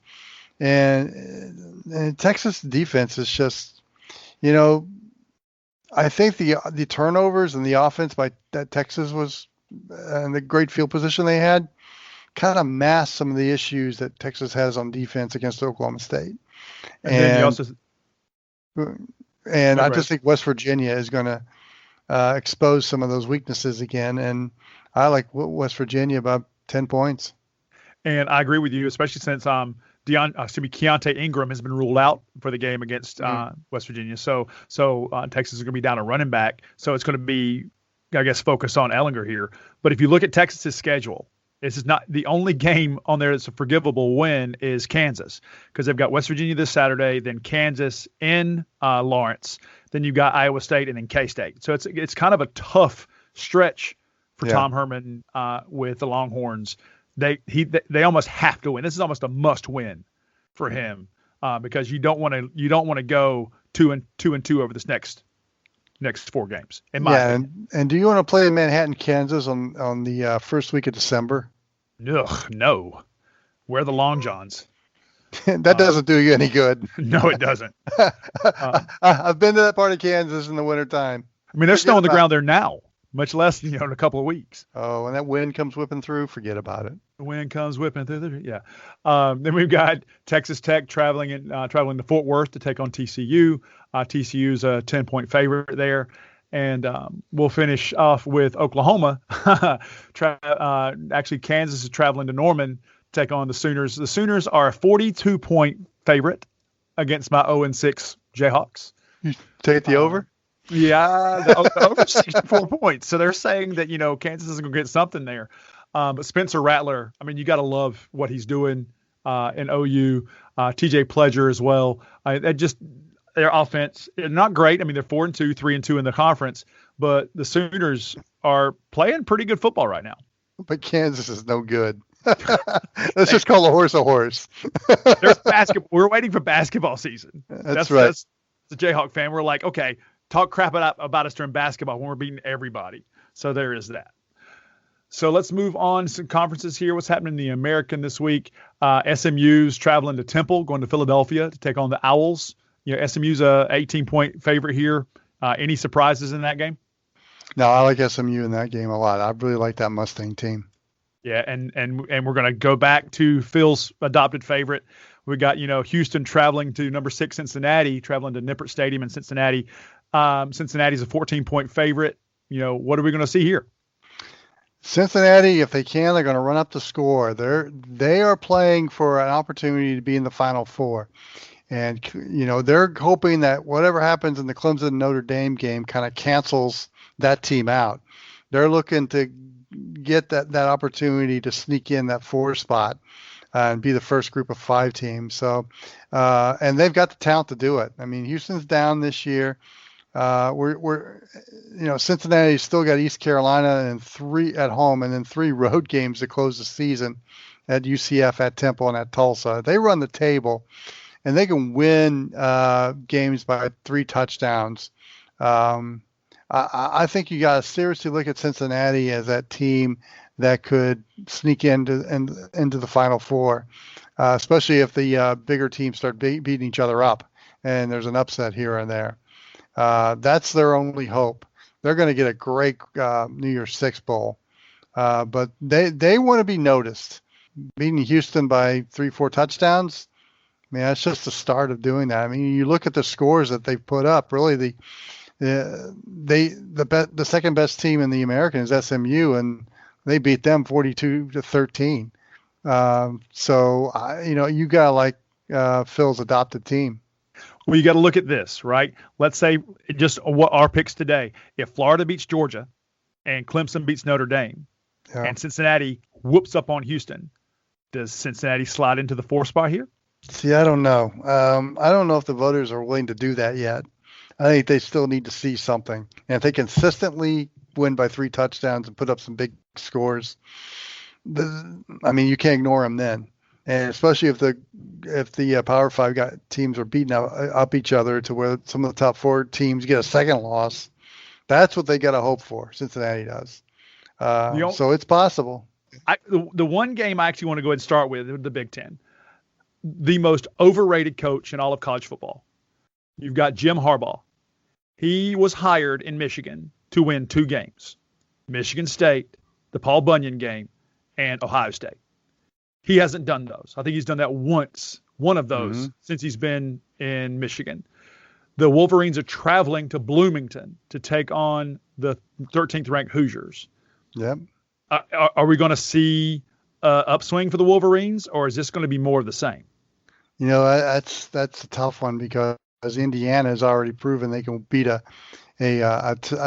top Big Ten team at home when they whooped on Penn State a couple of weeks ago. They will stay. They're saying that the offense struggled a little bit, but that Penn State defense is phenomenal up until the last 4 minutes of the 4th quarter in that game. It's hard to say which Michigan team is going to show up. I will say if Indiana wins this game, especially if the Indiana wins this game by a touchdown or 2, you may hear some rumblings in Ann Arbor. Would Jim Harbaugh lose his job on a COVID year though? I mean, I don't know if that would be the proper play. He probably is going to get another year, but it would not look good if the Hoosiers won that game. If Harbaugh loses to Michigan State, which he has already, if he loses to the Hoosiers, if he loses to Ohio State, if he loses these games, that fan base in Ann Arbor is going to say, COVID, I don't care. Get him gone. I can see that, but who's waiting in the wings? That's the thing. Who would be the next Michigan coach without Harbaugh? And is that job something somebody wants? I don't know. I think he's going to get another year. But I think if next year is any kind of like a normal type year, and we're at this point of the season and Michigan is struggling, that's 4 losses, he'll get pink slipped. Yeah, I think if he makes it through this year limping, he'll have 0 room for error next year. And if he loses the Bunyan game again, he's gone. But speaking of which person's going to show up, I'm going to save the big game for later. But Taulia Tagovailoa in Maryland. He traveled all the way to Northwestern for a field goal, right? But then they do much better last week against the Golden Gophers in Minnesota, eked out a win there against a tough Minnesota team. They're playing this week against Penn State, who's reeling. They're 0-2, right? Sean Clifford has got to do a better job in that Nittany Lions offense. Penn State is a 30-point favorite here. Are we going to see a quarterback battle between Tagovailoa and Clifford, or what are we going to see in University Park? Well, it depends on if Penn State's edge rushers can get some pressure on Tagovailoa.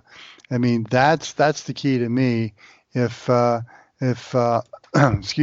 Shaka Toney and Jason Owa can get some kind of pass rush, as they did against Indiana, that could help Penn State out. But Maryland's got a really good running back in Jake Funk. He brought the noise and the funk. He brought it all last week against Minnesota.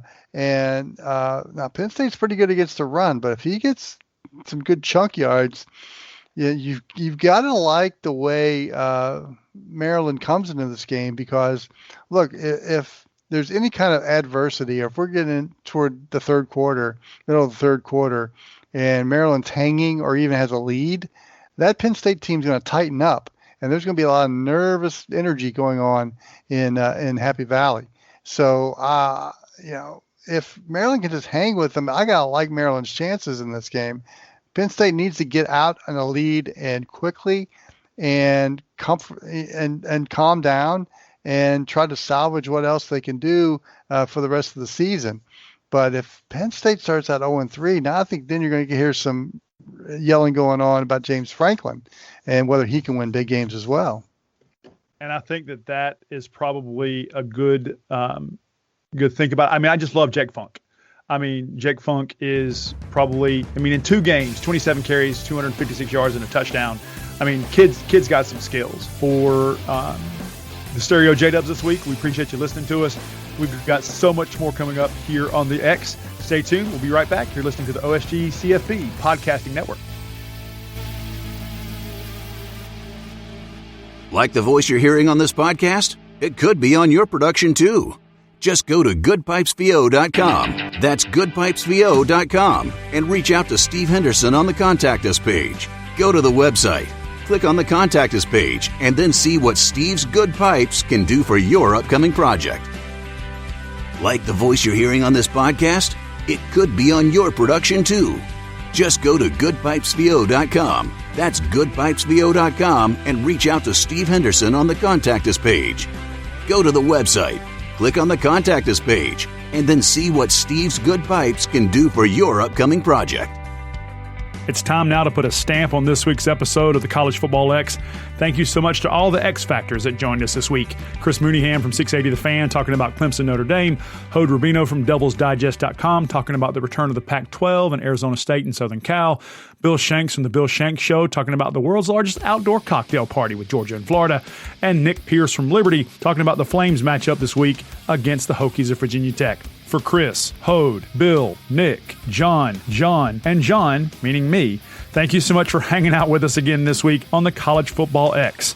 We do appreciate your time, enjoy the games this weekend, and make sure you keep it between the uprights. You've been listening to the OSG on CFB, College Football X, on the OSG Sports Podcasting Network.